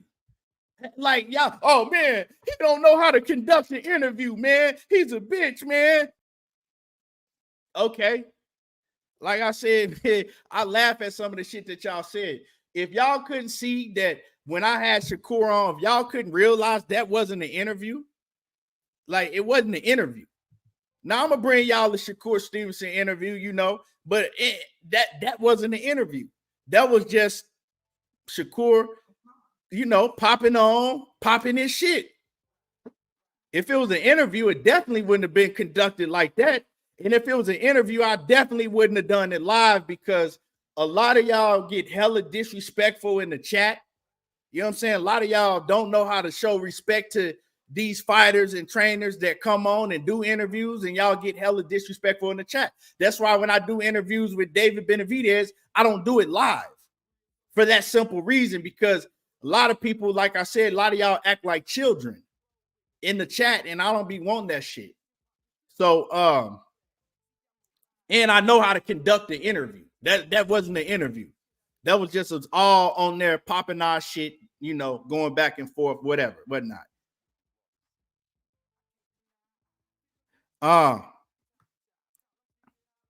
But anyway, man, so with all that being said, Bill Haney, his motto is they say everything but let's fight. They say everything but fight. That's what Bill Haney always says, right? But Bill Haney, he been on the internet going at Shakur, going at Wally Moses, talking a whole bunch of shit. And Shakur, he went on there and plain flat out and simple and told him, I'm not about to do this internet shit with y'all this time. I'm not about to be going back and forth. If y'all want to fight, I'm ready. Let me know. Let's make it happen. So Shakur told the nigga, let's fight. Y'all motto is they say everything but let's fight. But Shakur told Devin Haney, what's popping? Let's fight. Bill trying to act like he didn't hear that. Bill trying to act like that he didn't see Shakur tell them, I'm not about to be doing all this weird back and forth internet typing with you, but I do want to fight. So let's make it happen. Now Bill saying everything but let's fight. Devin Sawyer says, Devin Sawyer salute. He says, if a 16-year-old smack your 13-year-old kid and you main your kid fight back, does that make you a bad parent? Dude in the chat told I was. If a 16-year-old slapped my 13-year-old kid, and my 13-year-old kid was in the gym training every day, right, throwing them hands, I'm gonna make my 13-year-old kid get his lick back. But how I would handle the situation is I'll make him get in the ring and spar. Or if you ain't gonna spar, you better pick up the biggest thing you see and knock the living shit out of him. If you're not gonna spar him, you better pick up the biggest thing you see and knock the living shit out of him. That's what I would tell my kid to do. But like I said, they both training. You got 13-year-old kids. Benavidez was sparring grown men when he was 12 years old. David Benavidez was sparring grown men when he was 12 years old. 13-year-old phenoms spar professional fighters all the time in the ring. So you're talking about two kids? Fuck? You're talking about two kids, bro. We ain't talking about no grown men coming and slapping the taste out your son's mouth. Now, that's a different story. Now if we're talking about you got a four, and y'all talking about he was 13, man. Y'all don't know how old Devin was. But 13, 14, whatever, right? If we're talking about a grown-ass man slapping the taste out of his mouth, then it's a whole different story. Then I would feel Bill on what he said. Like, you know what I'm saying? Like, nigga, you might get your motherfucking shit blown off putting your hands on my child. But we talking about two kids. You know what I'm saying? We talking about 2 kids. So yeah, I'm making my kid get his lick back. And don't come to me crying about the shit. Especially, bro, we talking you a fighter. You've been fighting since you was 6, 7 years old. And you telling me another motherfucking kid slapped you? I don't give a fuck if he's 2 or 3 years older than you. Now, going back to what I said, right? Shakur Stevenson said he want to fight. Let's make it happen, right? Bill Haney is running around. He did a million interviews and all this shit ever since Wally Moses told his story about Devin getting slapped. Now you mad at Shakur. Now you mad at Shakur grandpops. And Shakur ain't even said shit. He just said, let's get it popping. Shakur also said, my granddad shouldn't have even been talking about somebody else slapping Devin. He should have been talking about me and Dad fighting each other. Like he should have been talking about me and Dude fighting because I want to fight. So with that being said, right, this is how I feel about the situation. We know that Devin Haney is at 140. If Shakur was on here, I would tell him, like, I like that fight. I think that you should go to 140 for that one fight. If Devin is willing, but see, we know that I know that Devin is not willing to fight Shakur. But I would tell Shakur, go to 140. See if they want to make it happen. See if they give you a respectable offer, not no 25%. And that's a big fight because right now, Shakur is in a position to where he need a big fight. Devin is in a position to where he need a big fight. And I feel this, right? Even though Shakur just moved up to 135, he only had 2 fights. I think that great fighters, they do great things. Great fighters, they need to make the sacrifice to do great things. In the sport of boxing, when you own a certain skill level and you claim to be at a certain skill level, right? I think it's your duty to show everybody that you are a great fighter, that you can, go to a higher weight division and whatnot. If that's what it takes, you know what I'm saying? I think that right now it's a vital part in Shakur Stevenson's career right now. I think this is a real important time in his career right now, right? Also, in Devin Haney's career, it's a real important time in Devin Haney's career also. And I think that would be a big fight for both of them. I also think that these fighters, they can't continue to wish and pray on the Gervonta Davis fight. Because I don't feel that Gervonta Davis is going to fight neither one of them at this point in time, if he ever do. I think that Tank and his team, they kind of got their own, they doing their own thing, right? So leave them alone. Let them do their own thing. And all the rest of y'all got to come together and do what it takes to make these fucking fights happen. Because, that's just what it got to be. And if Shakur, I've heard Shakur on several different occasions say that size really don't matter. Size don't win fights. Skill win fights, right?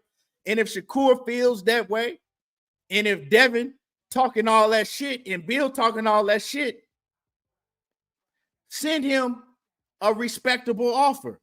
60-40 is a respectable offer if he's willing to move up to 140. Make the fight happen.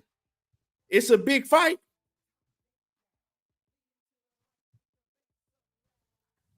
Make the fight happen. It's a big fight. You know what I'm saying? It's a big fight. And Joseph Jackson, stop with the lies, dog.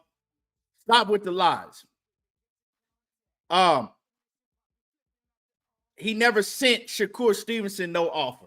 You were sitting right in here when Money Brown asked Shakur Stevenson flat out, did he ever get anything in writing? Shakur said no. He said he got a phone call. He got a phone call from somebody that he didn't want to say their name. He couldn't really say the name because it's business type shit.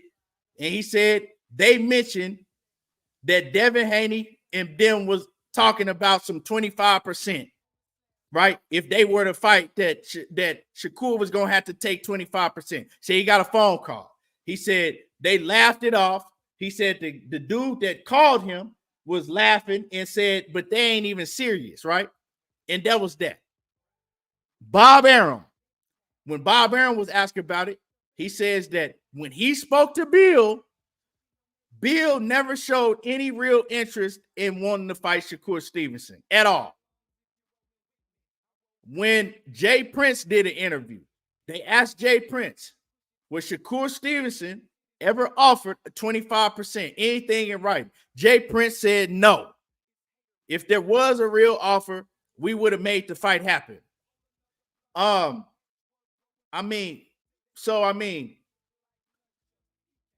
You can run around with these narratives, bro, because you like Devin Haney and you love Bill Haney so much. But, bro, the facts is the facts, my guy. You know what I'm saying?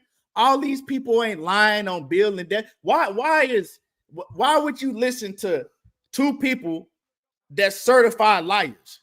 You've seen them lie on several different occasions.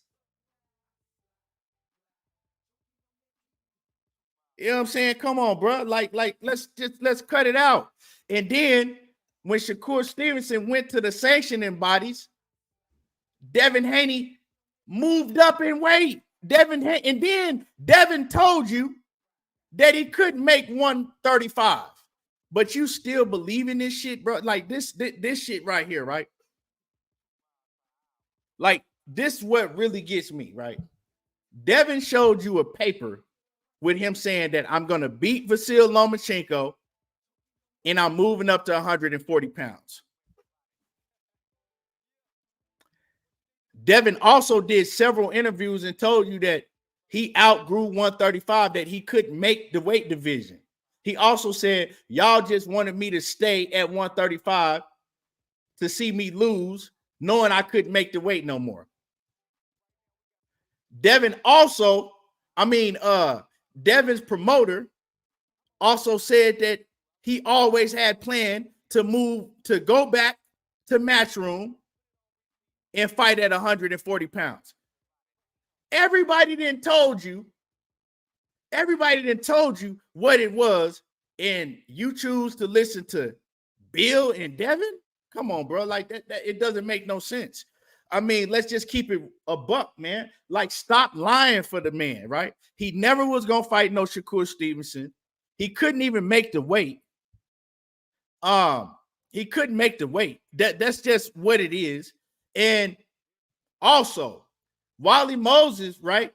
On that interview that Wally Moses did, right? On the interview that Wally Moses did with Mill City, Wally Moses said that Bill Haney told him personally. He says, Bill told me personally that they would never fight Shakur Stevenson.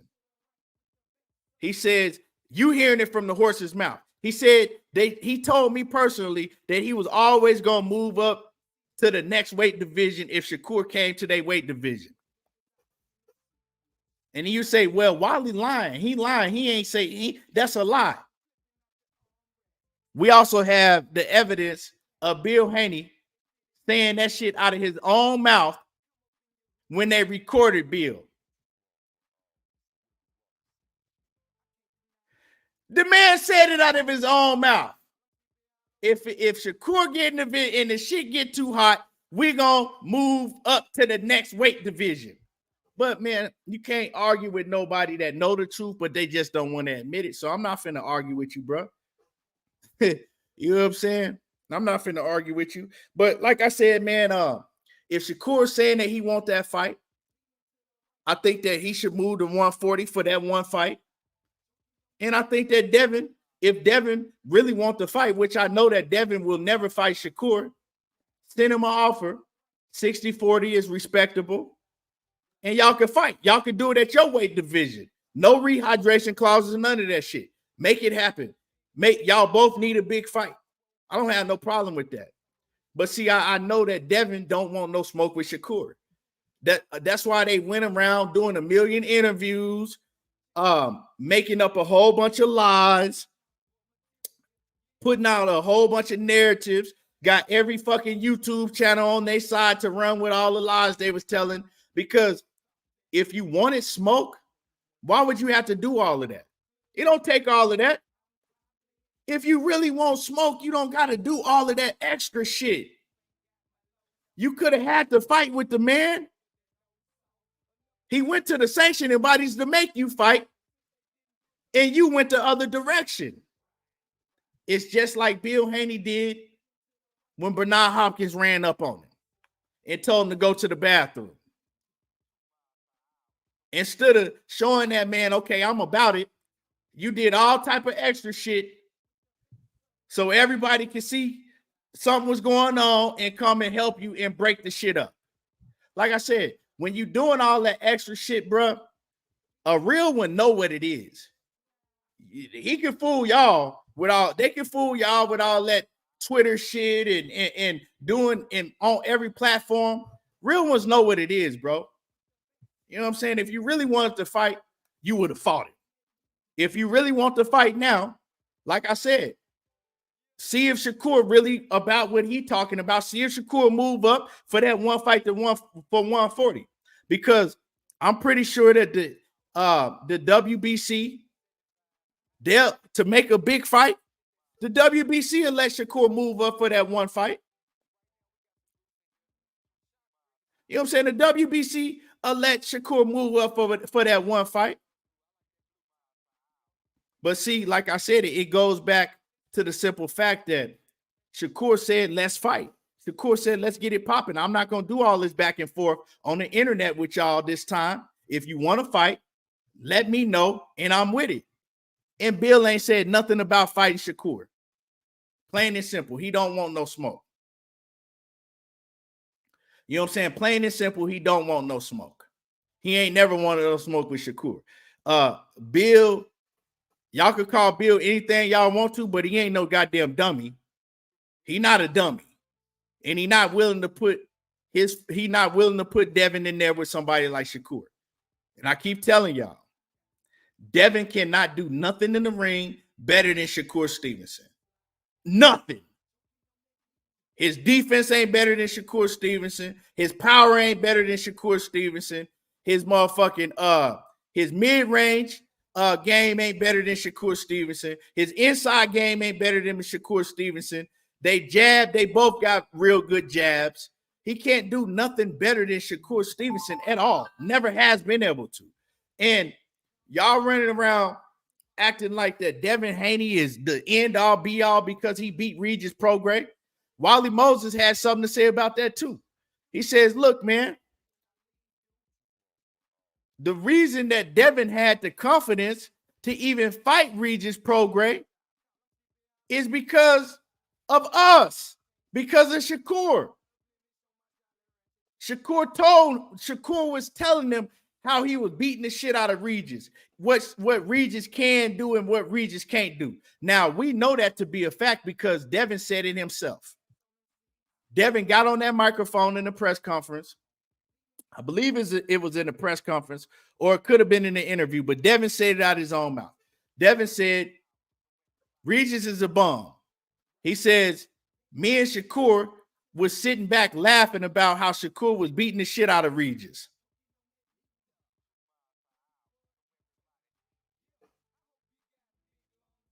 Now, am I lying? Did Devin didn't say that? I'm just asking y'all. Did Devin not say that? Did Devin not say that him and Shakur was sitting back laughing about how Shakur was beating the shit out of Regis Prograis? No disrespect to Regis because Regis is one of my favorite fighters. I like Regis. But y'all cannot try to crown Devin and make him look like that he's the greatest thing that ever stepped in the ring because he beat Regis Prograis. Because a fight before Regis, Devin was supposed to separate himself from Vasyl Lomachenko, a fighter that's way smaller than him, a fighter that's way older than him, a fighter that's no longer in his prime, and Devin was supposed to easily go in there and beat the dog shit out of Lomachenko from according to what all y'all was saying. Now, I thought that Devin was going to separate himself from the competition in that fight. Y'all that's been watching me, y'all know that I picked Devin, and I thought Devin was going to beat him fairly easily, but it didn't happen. Devin didn't separate himself from an older Vasyl Lomachenko. Devin was confused in that fight, looking to Bill to give him something. Talking about hey, Dad, he figured me out, Dad. He's figured me out, Dad. Now, I think that Devin won that fight, but it was close. And he didn't separate himself from the competition at all. This is a fact. It's not me hating on Devin. I'm just telling y'all. I was rooting for Devin. I put money on Devin to win. I think I won money on that fight because Devin was on my ticket, right? I talked about Devin, me wanting Devin to win. I supported Devin. I bought the fight because it was Devin, right? But he didn't separate himself from Vasyl Lomachenko. Now he went and he outboxes and beats up Regis for 12 rounds. And y'all forget the fight that he had before that. Now all of a sudden, because he beat Regis, everybody is running around saying that Devin is the best thing smoking. Newsflash, Regis is 35 years old. Regis is no longer in his prime. And Regis don't have no feet. Styles make matchups. Styles make matchups. So do y'all really believe that Devin Haney is the best from 135 to 140? I don't think y'all believe that because Devin don't believe that himself. Because when they start asking Devin about, well, do you want to be undisputed at 140? You got Subriel Matias. He's a champion at 140. Devin's response was, no, I don't want to be undisputed no more. I already did that. I'm just trying to make the biggest and best fights I can. Of course, you don't want to be undisputed at 140 because the fighters that you got to go through, you got to go through some real fighters at 140. You got to go through Teofimo. You got to go through Subriel Matias. Who else is a champion at 140? Y'all help me out. Who else is a champion at 140? I'm forgetting. You got Devin and WBC. You got Teofimo. Then you got Subriel Matias with the IBF. Then you got one more. Who am I missing? Rolly. Well, yeah. That's why I forgot about Rolly because, yeah. Now, he'll fight Rolly in the heartbeat. But Rolly people ain't going to let him fight that. Now, he'll beat the shit out of Rolly. But when you look at the other fighters, Subriel Matias and Teofimo Lopez, both of them are fighters that can potentially beat Devin Haney. Now, I think that him and Teo, it's a 50-50 fight. You know what I'm saying? That's a 50-50 fight. I think that Subriel Matias, he'll stop Devin. He'll stop that. Devin don't have enough. Devin don't got enough oomph. What Frank Martin say? He just needed a little bit more oomph. Devin don't have enough fuck you on his shots to stop Subriel Matias. He don't. And then it's going to be a much different fight than fighting a guy like Regis Prograis that's short arms, don't have no foot movement. And Regis Prograis got power, but he don't have power like Subriel Matias at all. Much different fight. That's why Devin don't want to become or even try to become undisputed at 140. Because he know he got to get real smoke. You in real danger. You're not going to be able to fight George Kambosos twice and then go fight, a 35, 36-year-old Lomachenko and barely beating Lomachenko. 140, you got smoke, bro. You got Richardson Hitchens. You got Gary Antoine Russell. You got Teofimo Lopez. You got Subriel Matias. And I guarantee you, Devin ain't going to fight none of them guys. Watch. So, when you talk about carefully moving. You're going to see exactly what I'm saying. They're going to carefully move Devin. And I'm not saying that Devin ain't no good fighter. But see, this is what boxing is nowadays, man. You don't, this is what boxing is nowadays, man. They trying to carefully move a lot of these fighters to get him to a bag because they don't want to put him in harm's way. Arnold Barbosa will get his ass beat. I believe, this is my opinion. I think that Devin to beat the shit out of Arnold Barbosa. Now he'll fight somebody like Barbosa.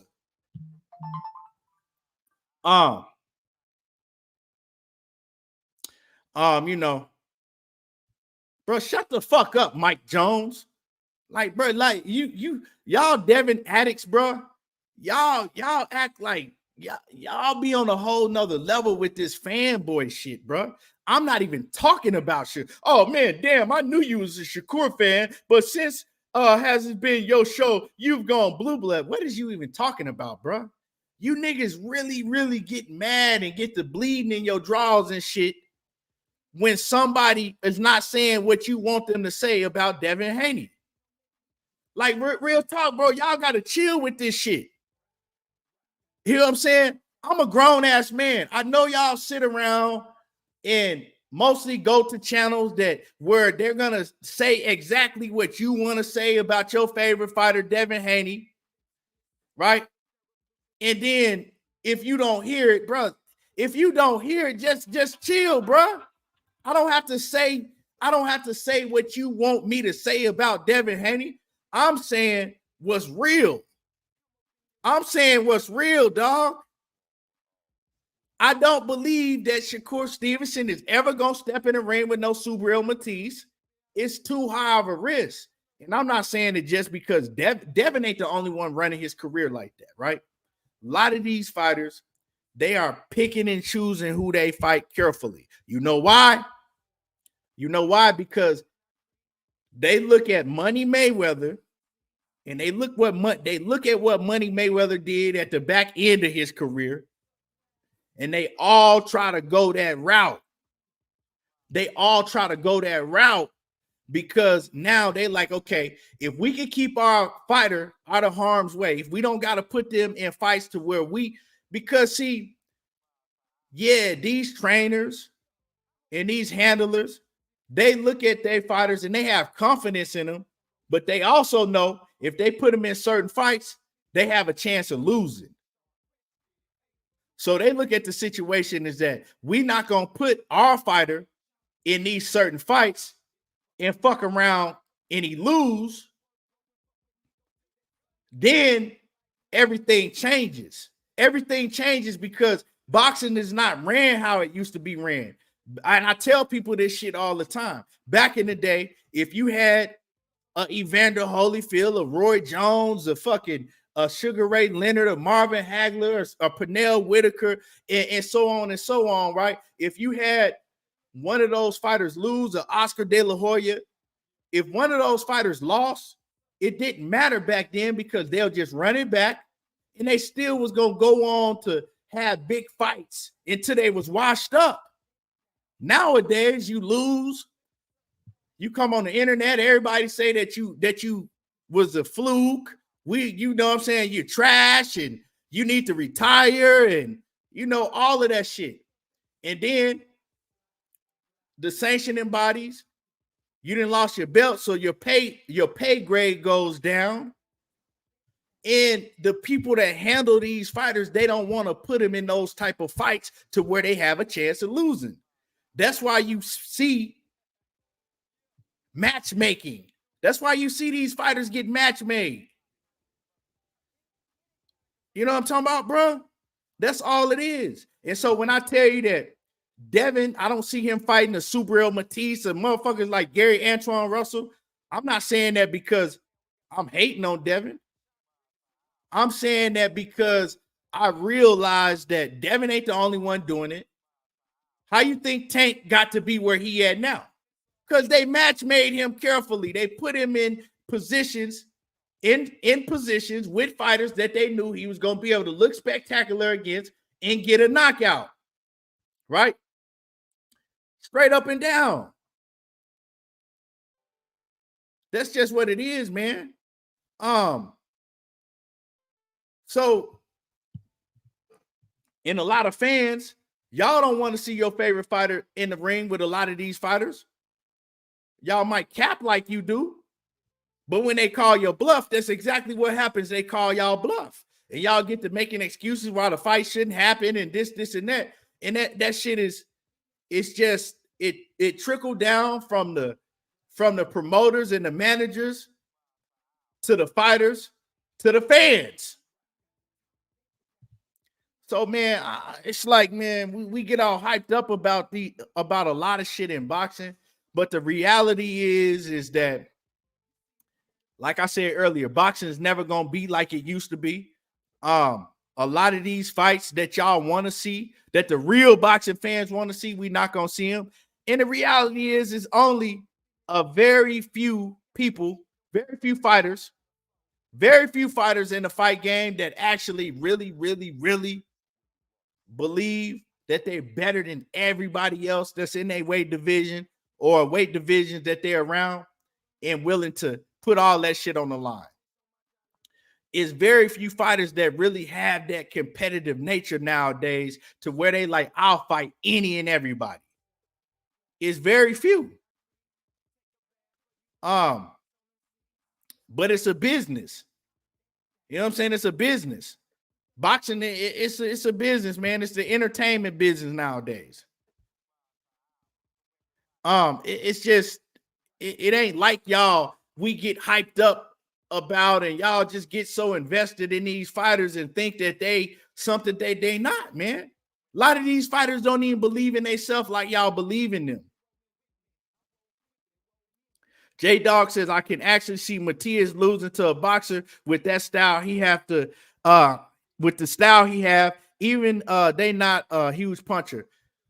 I mean, man, like I said, I mean, he maybe Devin could beat him, but me, if I had to put my money on that fight, like I just think like somebody like Matias, you either have to have just Floyd Mayweather, Shakur Stevenson, Pernell Whitaker type defense and be able to box and do all that shit also, or you got to have some fuck you on your shit. And I believe that Devin, if you can close the distance on him, you can hit him. I believe that his defense ain't up there yet, right? His defense ain't on no Shakur Stevenson, Pernell Whitaker, Floyd Mayweather type shit. You can close the distance on him, you know, and then Devin, one thing about Devin is that he will try to fight you. Like, he's just not going to fold up. He's going to try to fight you. And I think that you get in there with somebody like Matias and they close the distance and they make you fight and he get to try to fight. I think that, you know, Matias is just going to be too much for him. But like I said, I don't think that's a fight that we would never see. RB's, man, okay. My man said he sent me that paperwork. Hey, he said he sent me that paperwork. If that paperwork is legit, y'all gonna be hearing from y'all definitely gonna hear from me. Y'all definitely gonna hear from me if that paperwork legit. And a lot of y'all gonna be mad. Frequent Flyer says, keep it real, bro. You ain't betting on Matias versus him. I just kept it real. I told you what I was gonna do. I mean, yeah, you right about that because they're not gonna fight. I don't think Devin would ever fight him.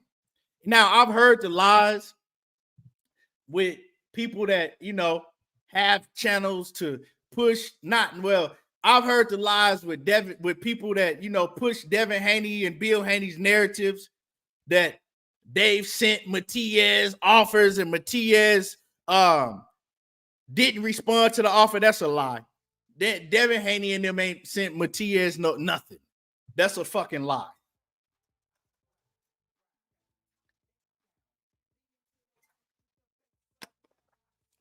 That's a Joseph Jackson. You got to stop believing this shit, man.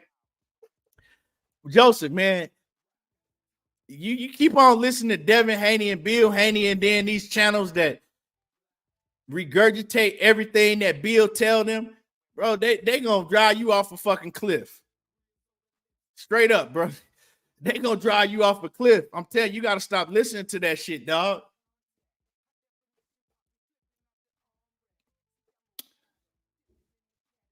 You know what I'm saying, man? I don't believe that shit, man. If Matias at this point where Matias is at, he'll take a Devin Haney fight in a fucking heartbeat. Now, if Devin were to send Matias an offer, what they would do, this is just me, what I believe. I believe they would do is they'll try to send them a super low ball offer. You know what I'm saying? Some shit that they know that he would turn down. But he's not gonna fight no Matias. And another thing, right? This is another thing, right? I've been off of Devin Hellman because Devin ain't really said shit too much lately until just recently. But Bill Haney, he talking a lot, right? Now, I didn't have no problem with the Ryan Garcia fight at all. I didn't have no problem with the Ryan Garcia fight between Devin and Ryan, right? But I do remember them clowning Gervonta Davis for fighting Ryan Garcia. I also do remember when Devin was asked about fighting the Ryan Garcia, right? After the Tank Davis and before the Tank Davis fight, Devin laughed and said that he would never fight Ryan Garcia, right? He don't even take Ryan Garcia serious. But soon as Ryan came to the table and told Devin, let's make it happen, man, they broke their neck to make that fight happen. They broke their neck to make that fight happen. So you can't listen to what a lot of these fighters be saying, man. When that bag come, they're gonna do exactly different than what they said they was gonna do.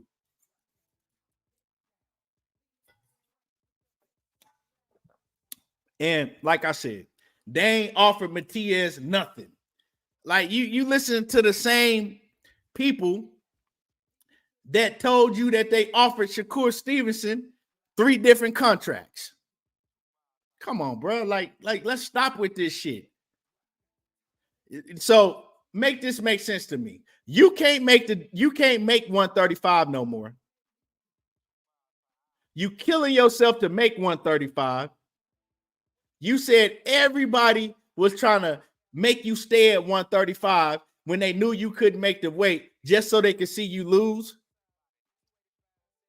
And then you turn around and say that you offered Shakur Stevenson, the best fighter at 135 besides Tank Davis, 3 contracts. I mean, if you want to believe that shit, bro, I mean, okay, that's cool. Believe what you want to believe.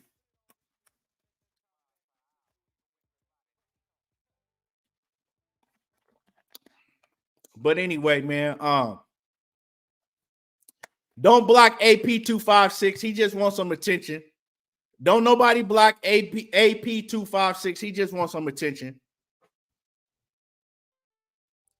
You know what I'm saying? Like, if that's the type of shit that y'all want to believe, man, hey, man, I'm going to give it to you.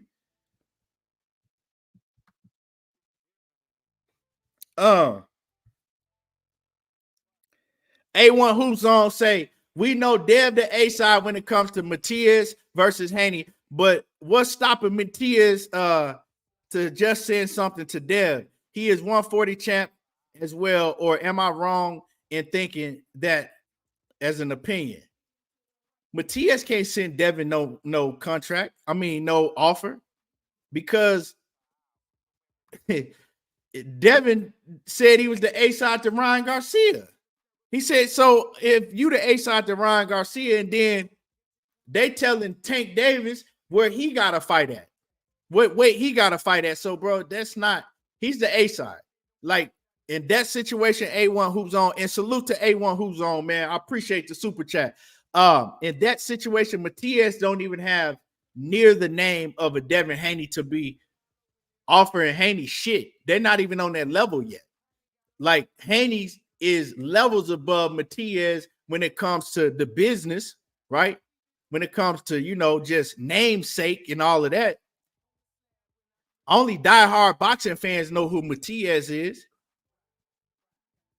Only real diehard boxing fans know who he is, bro. So he's a champion, but Devin made it clear he don't have no intentions on becoming a undisputed at 140. And that's one of the main reasons I think he don't have no intentions. Now, the fight that should be made at 140 is Devin Haney versus Teofimo Lopez. You know what I'm saying? That's the fight that should be made.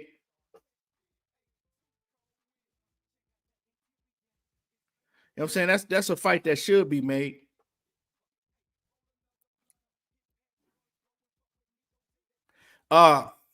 Karma says, why not?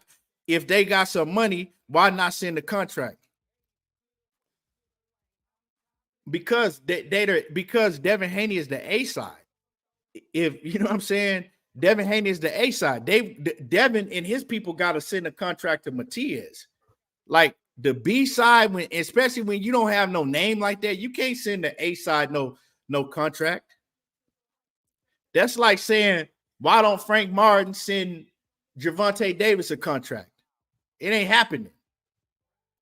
That's just how shit is. It ain't gonna happen like that. Toon says, I thought Haney reached out to Hearn before the Loma fight for a fight against Regis at 40, according to Hearn. So how he gonna fight Tank or Shakur? It's not a thought. That you right. That's absolutely what happened. Because Eddie Hearn said that shit, dog. And I've said this on several occasions because I even played the interview with Eddie Hearn saying it. He said Devin, when he was still in his contract with Top Rank, he was calling Eddie and keeping up with Eddie the whole time. Eddie, I got 2 more fights, Eddie. I'm coming back. I'm coming back. I'm coming back to Matchroom, Eddie. Eddie, I got 1 more fight. I'm coming back to Matchroom. And then Eddie had already promised before Devin fought Lomachenko, Eddie said that he already had promised Devin a fight with fucking Regis Prograis. So, I mean, like I said, man, I can't. I'm not finna give myself a goddamn aneurysm because y'all want to believe what y'all want to believe, man. I can't. Like some of y'all, I can't make y'all gonna believe what y'all want to believe, even though you know deep down inside it's a lie. You know deep down inside that Bill Haney and Devin gonna lie when it comes to certain shit, man. Like I said, when you do as much talking and all this other shit that they do, you don't need to do all of that stuff.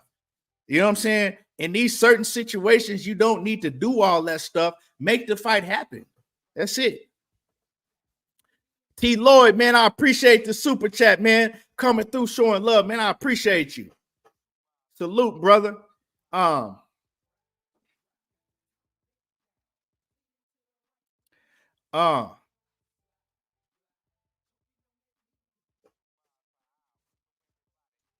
yeah, man. And as far as the Tank asking for a crack pipe, I don't know what the fuck he was talking about. But do I think that Tank is on drugs? Do I think that Tank was smoking crack?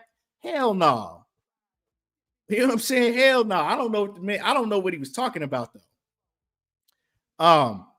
So you know, like I said, I was gonna do a video about the comment that he made, but I didn't even know how to go about doing the video about the comment that he made because it was just like I don't know what the hell what he meant. You know what I'm saying? I don't know if he was saying where my crack pipe at so he can give it to somebody else. That's probably what he meant. But like I said, some of these guys, they don't really need to be on social media commenting because the way that they word shit, they leave themselves wide open for people to comprehend it in a different way, you know? And they be trying to be subliminal about a lot of shit that they say. And it's like, bro, I don't understand that shit, man. Like I said, Errol Spence be doing that shit a lot too. Be like, he'll put like certain shit and try to be subliminal. And then people be trying to guess what they meant by what they put. But that shit is unnecessary, man. Just say what the fuck you gonna say and move on. That's how I feel about it. But I think they get a kick out of seeing people try to decipher shit. I think they get a kick out of like seeing the videos that people put out. Yeah. But see, Joseph Jackson, now you talking about that Tank is on crack, right? Joseph Jackson, you talking about that Tank is on crack. But see, this is the shit I'm talking about. If people ran around and said that Devin Haney was on crack or Bill was on crack, then y'all would be crying on everybody comments, talking about we hating on Bill. And so, man, y'all gotta, if y'all gonna play the game, right? If y'all gonna play the tit for tat and play the game, y'all gotta understand, okay, well, I can't cry up under these comments. I can't get mad because somebody said something about Devin or my other favorite fighter, right? Because we do the same thing. That's it. That's it, bro.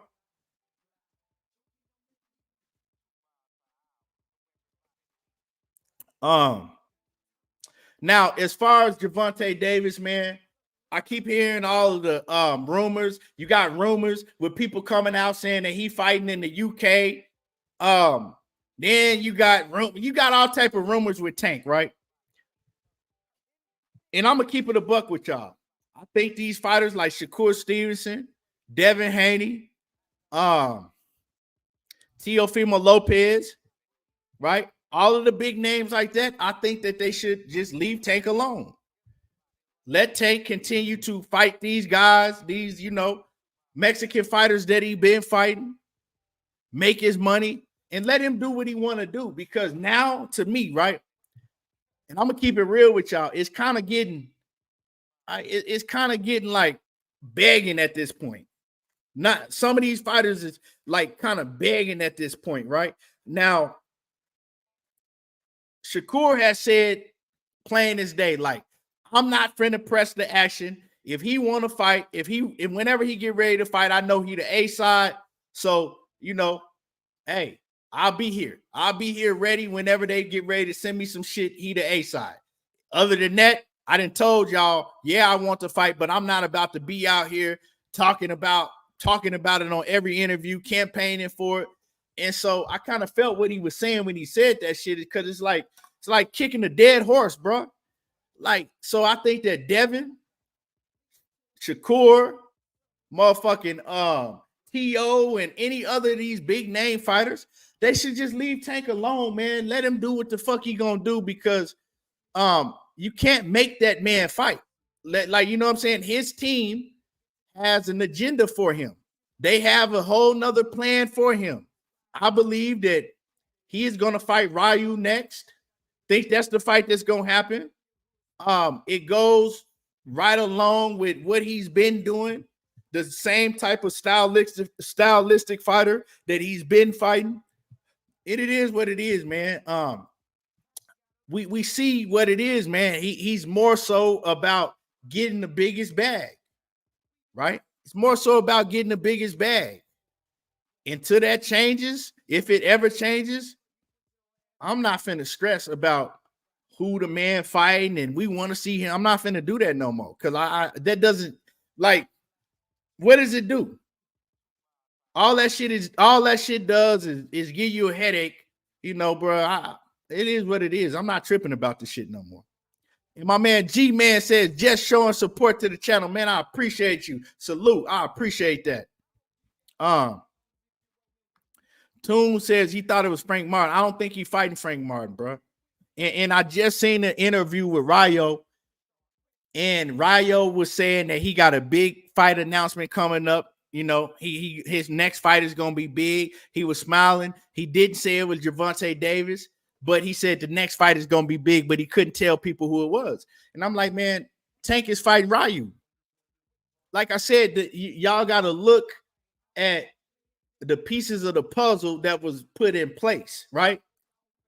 Ryu, he lost to Chris Colbert, which I think that Ryu beat Chris Colbert the first time, but he still lost, right? In the record books, he lost. He came back and beat Chris Colbert, so he beat one. So Ryu already lost to De Los Santos. He got knocked out by De Los Santos.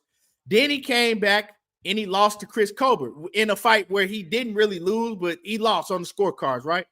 So he lost 2 fights in a row. He fights one fight, knocks out Chris Colbert in a rematch, and all of a sudden, he's like the number one mandatory for Tank. So we seen what's going down, bro. Like money talks when it comes to these sanctioning bodies. That's the fight that they you know, they Tank and his team, they look and they see like, okay, this is a fan-friendly fight. The fans gonna want to see it. The Mexican fan base gonna latch on to Ryu for this fight. And this is our next move. And we don't really have to it's not a high risk fight. We could rob the bank again. It's not a high risk fight, and we have a fan base to where people are gonna pay to see it. That's it, bro. It is what it is. It is what it is, man. And that's what it is. Y'all give me a second. I'm wiggling around in this fucking chair. I gotta piss. Give me a second. I'll be right back.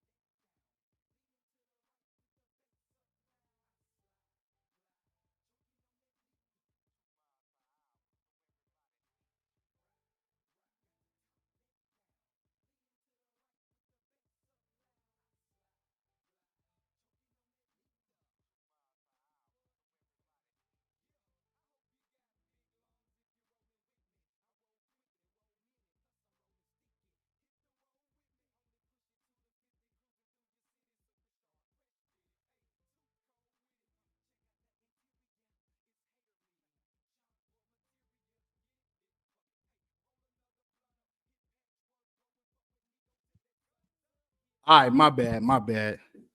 Almost didn't make it, y'all. Hey, let me see what y'all talking about in the comments. Let me see what y'all talking about.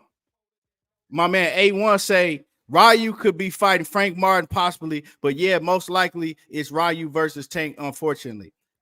I don't really see Ryu fighting Frank Martin because I think that Frank Martin and Ryu, they at a point in their career to where they now one of them can take no another L. Well, Frank Martin ain't never took a L, right? But that's a dangerous fight for Frank Martin right now. When both of them, they looking at the situation to where they both trying to campaign to get a Gervonta Davis fight. If Ryu, beat Frank Martin, then Frank Martin out of the talks. If Frank Martin beat Ryu, then that's Ryu's third loss in 4 fights. And he definitely can't afford that. So he trying to take that last win that he got straight to the bank to a Gervonta Davis fight. That's what it, man. That's just what it is, man.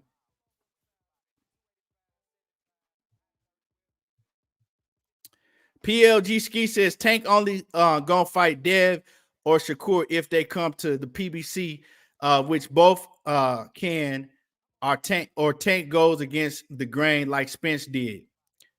Y'all gotta understand this, right? Tank going against the grain means that he going against Al Heyman, Leonard Ellaby, Calvin Ford, and whoever else in the background that we might not know about. But those three, he had to go against all of those three to go against the grain. He got to go against all of those three to go against the grain. And are you going to go against the grain when you just made $30-40 million your last fight and they've been telling you your whole career, we're going to make you a star? Oh, we don't listen to nothing them fans are saying. We're going to make you a star, Tank. And they've been telling him that. Now he getting these big-ass bags rolling in. And they like, I told you, Tank, just listen to what we telling you. You think he ain't going to listen? That Ryan Garcia shit, that solidified everything that he needs to see.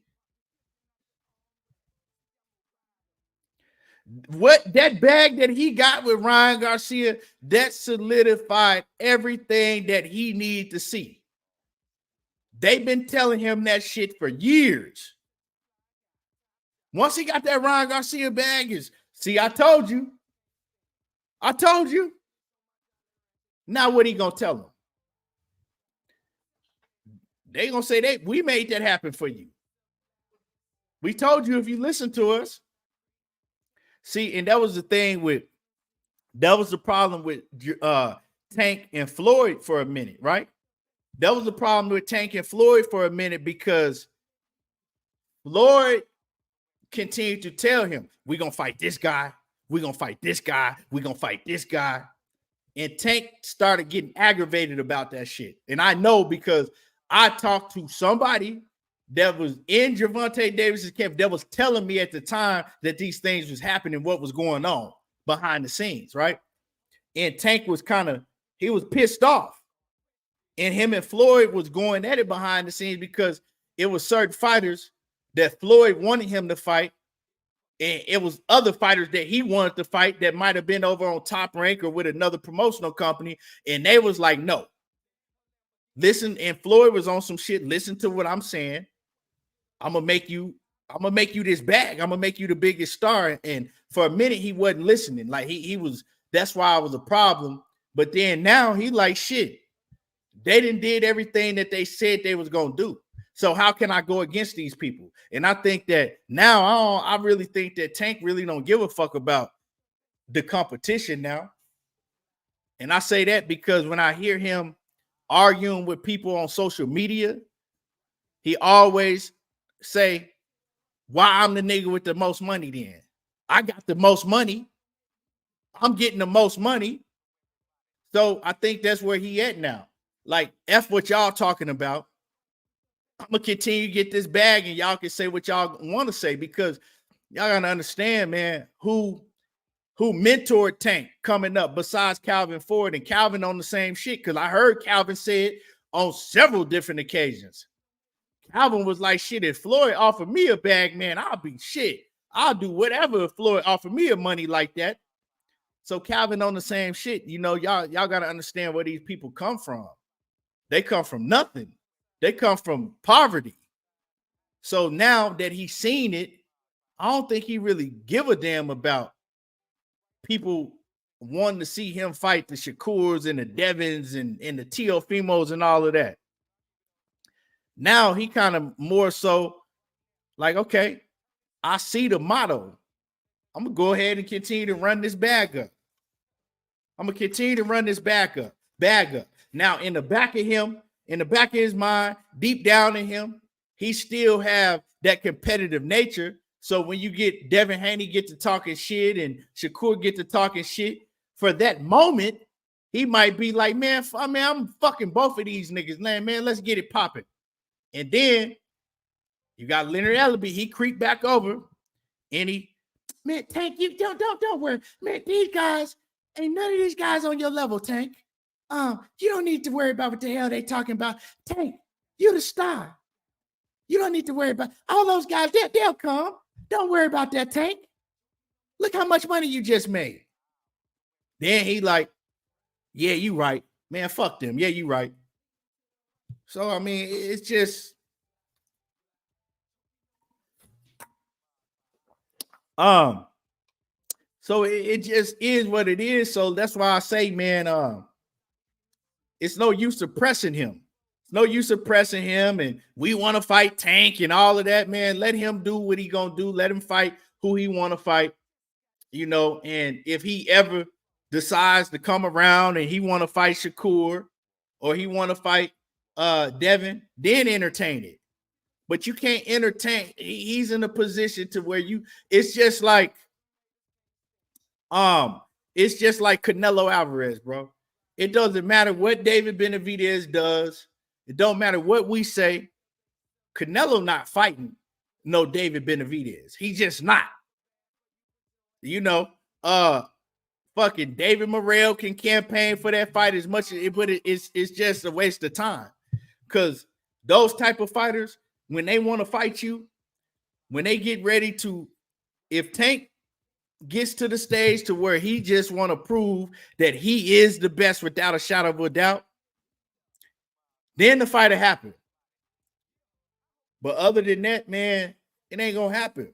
And we as fans, we gotta blame ourselves, because whether you believe that your fighter is the best fighter in the world, can beat everybody or not, right? We are crowning these fighters and telling everybody that they the best in the world, and we don't really put their feet to the fire to prove it. So after doing that so long, I mean, bruh,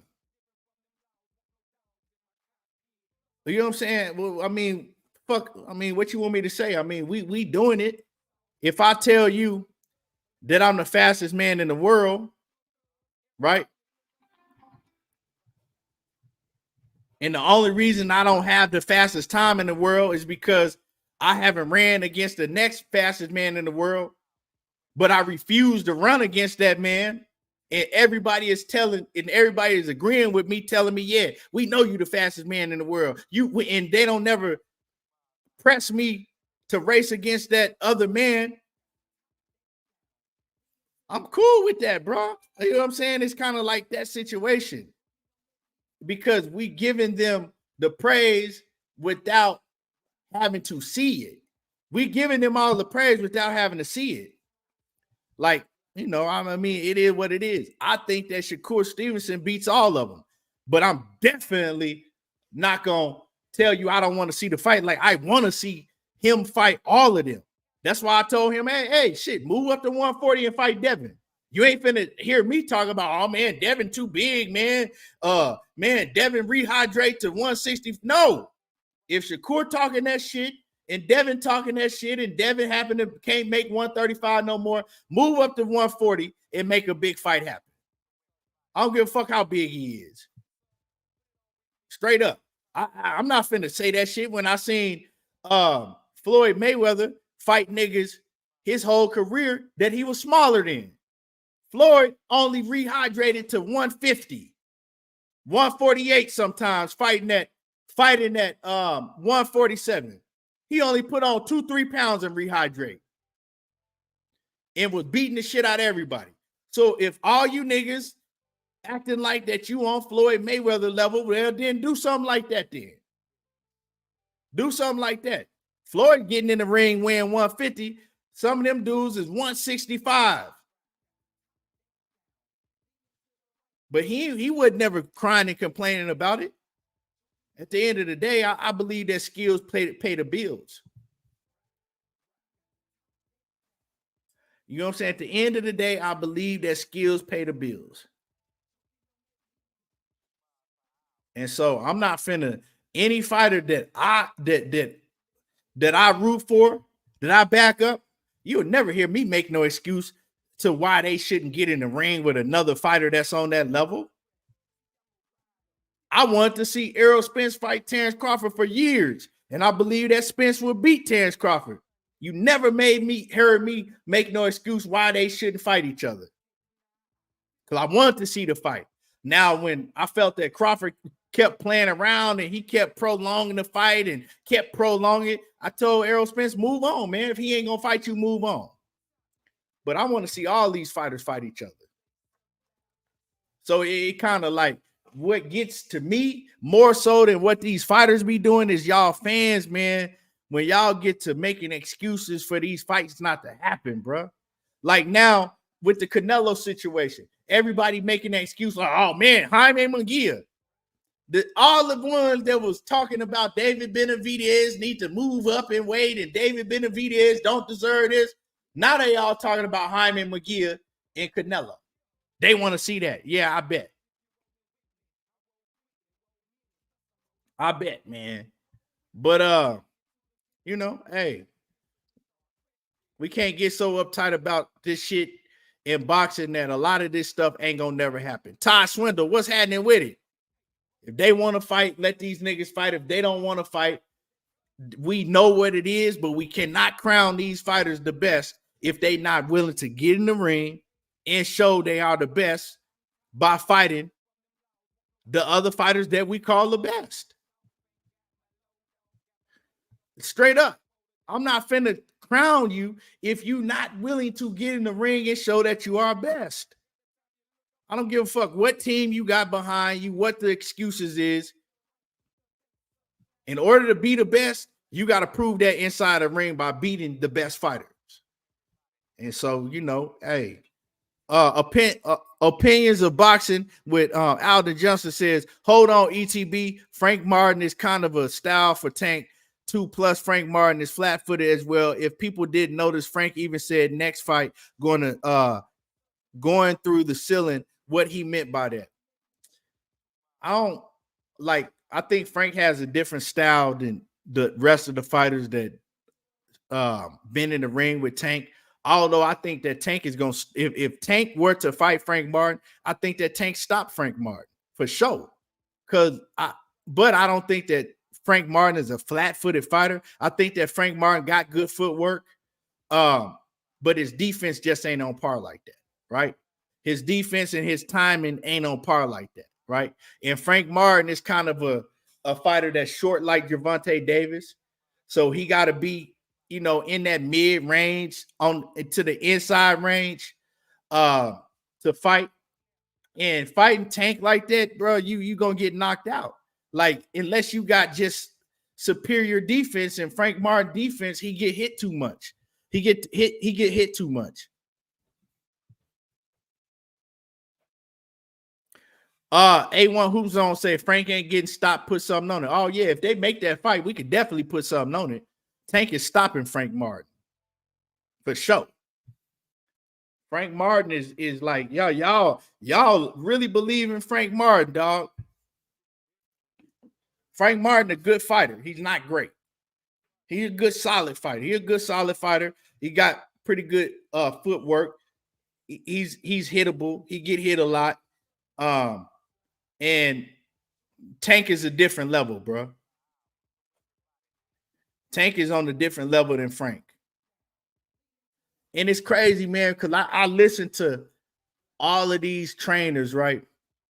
See, this is the thing about Tank. I don't think that he's fought the best competition. I think that it's a lot of guys that he still needs to fight to prove that he is the best, right? But I do think that he one of the best. I also think that a lot of these trainers and fighters that's been around Tank, they all say the same thing, that he a special fighter. I heard Wally Moses on that same interview, he was talking about Tank. And he said Tank always been like that. He said Tank is the real deal. Because, see, you got to understand, he said that Shakur Stevenson and Tank, this is what we don't know. Shakur Stevenson and Tank, Wally Moses said they came up together as kids. He says they was like this as kids. He says that him and Calvin Ford used to go up and down to different cities and states with Tank and Shakur. He also said that Tank and Shakur, they didn't spar more times than you can count. Ever since they was kids, they've been sparring each other. So both of them fighters know, they know each other, right? That's why when you hear Shakur talk about Tank, he always say that Tank a hell of a fighter. Right? Now, Tank ain't going to say the same thing, but if you rewind it, now Tank is going to try to pretend like Shakur, he ain't really never knew him like that, and Shakur ain't shit, but Tank capping when it comes to all of that. And I'm going to tell y'all straight up and down, you can get mad if you want to, because if you go back to an interview that Gervonta Davis and Shakur Stevenson did with each other, and Fred Barbershop Conversation did this interview probably like in 2019, maybe 18, and Tank Davis and Shakur Stevenson, they asked Tank, how is the sparring? And Tank was like, man, this little nigga, he on another level. He made me have to raise my level. This is what Tank said. Now that Tank and Shakur, they in the same weight division and they rivals, Tank is not going to take the same route that Shakur took and give Shakur respect and say that he this and that. But Shakur say it because Shakur, he just like, he different than Tank. But Tank know and Shakur know, like both of them, they know. That's why Shakur say, yeah, that's gonna be my best fight when I fight Tank. They've been knowing each other and they've been sparring each other since they was kids. Straight up and down. But all the trainers, Wally Moses said that Tank was been special. Like if you listen, so I like to listen to what trainers say because I think that Tank has been in the ring with all the same style fighters, flat-foot Mexican fighters that come forward that don't really have no defense. But I also know that these trainers that's been in the gym with Tank and these fighters that sparred him and these trainers that seen him come up, I'm going to listen to them also, right? So when they talk, I listen, right? I know that they know more than me if they've been around him since he was a kid. So if they saying he the real deal, I know he the real deal. KQKC say, Tank is stopping Frank Martin for sure. I like Tank. He does it all. Yeah. He just got to be in the fights to where he can show more of what all he can do. You feel me? Because I also believe that you being in there with Rolly and guys like, all the fighters that he been in with, man, I think that, he only have to use a limited skill set to beat them. More so, you just so much better than them and power, man. Those guys don't have defense. I want to see what he does against somebody that's more defensively sound that can box.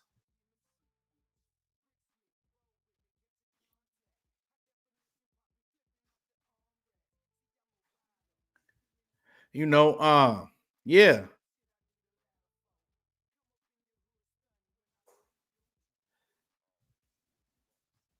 So, nah,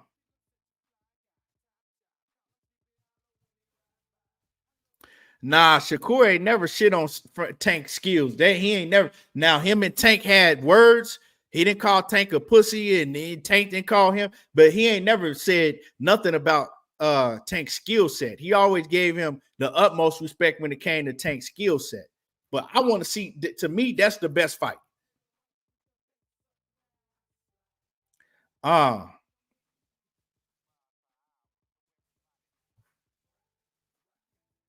yeah, man, I appreciate everybody for coming through the building, man. I appreciate everybody for coming through. Make sure that y'all hit that like button if you ain't hit the like button yet. And my man A1 back in the building, he says, Boxing Network, you watching that fight with or without glasses on. Tank ain't stopping Frank. Y'all can at me if you want to. I ain't ducking no smoke. Oh yeah, we gonna put some money on that for sure.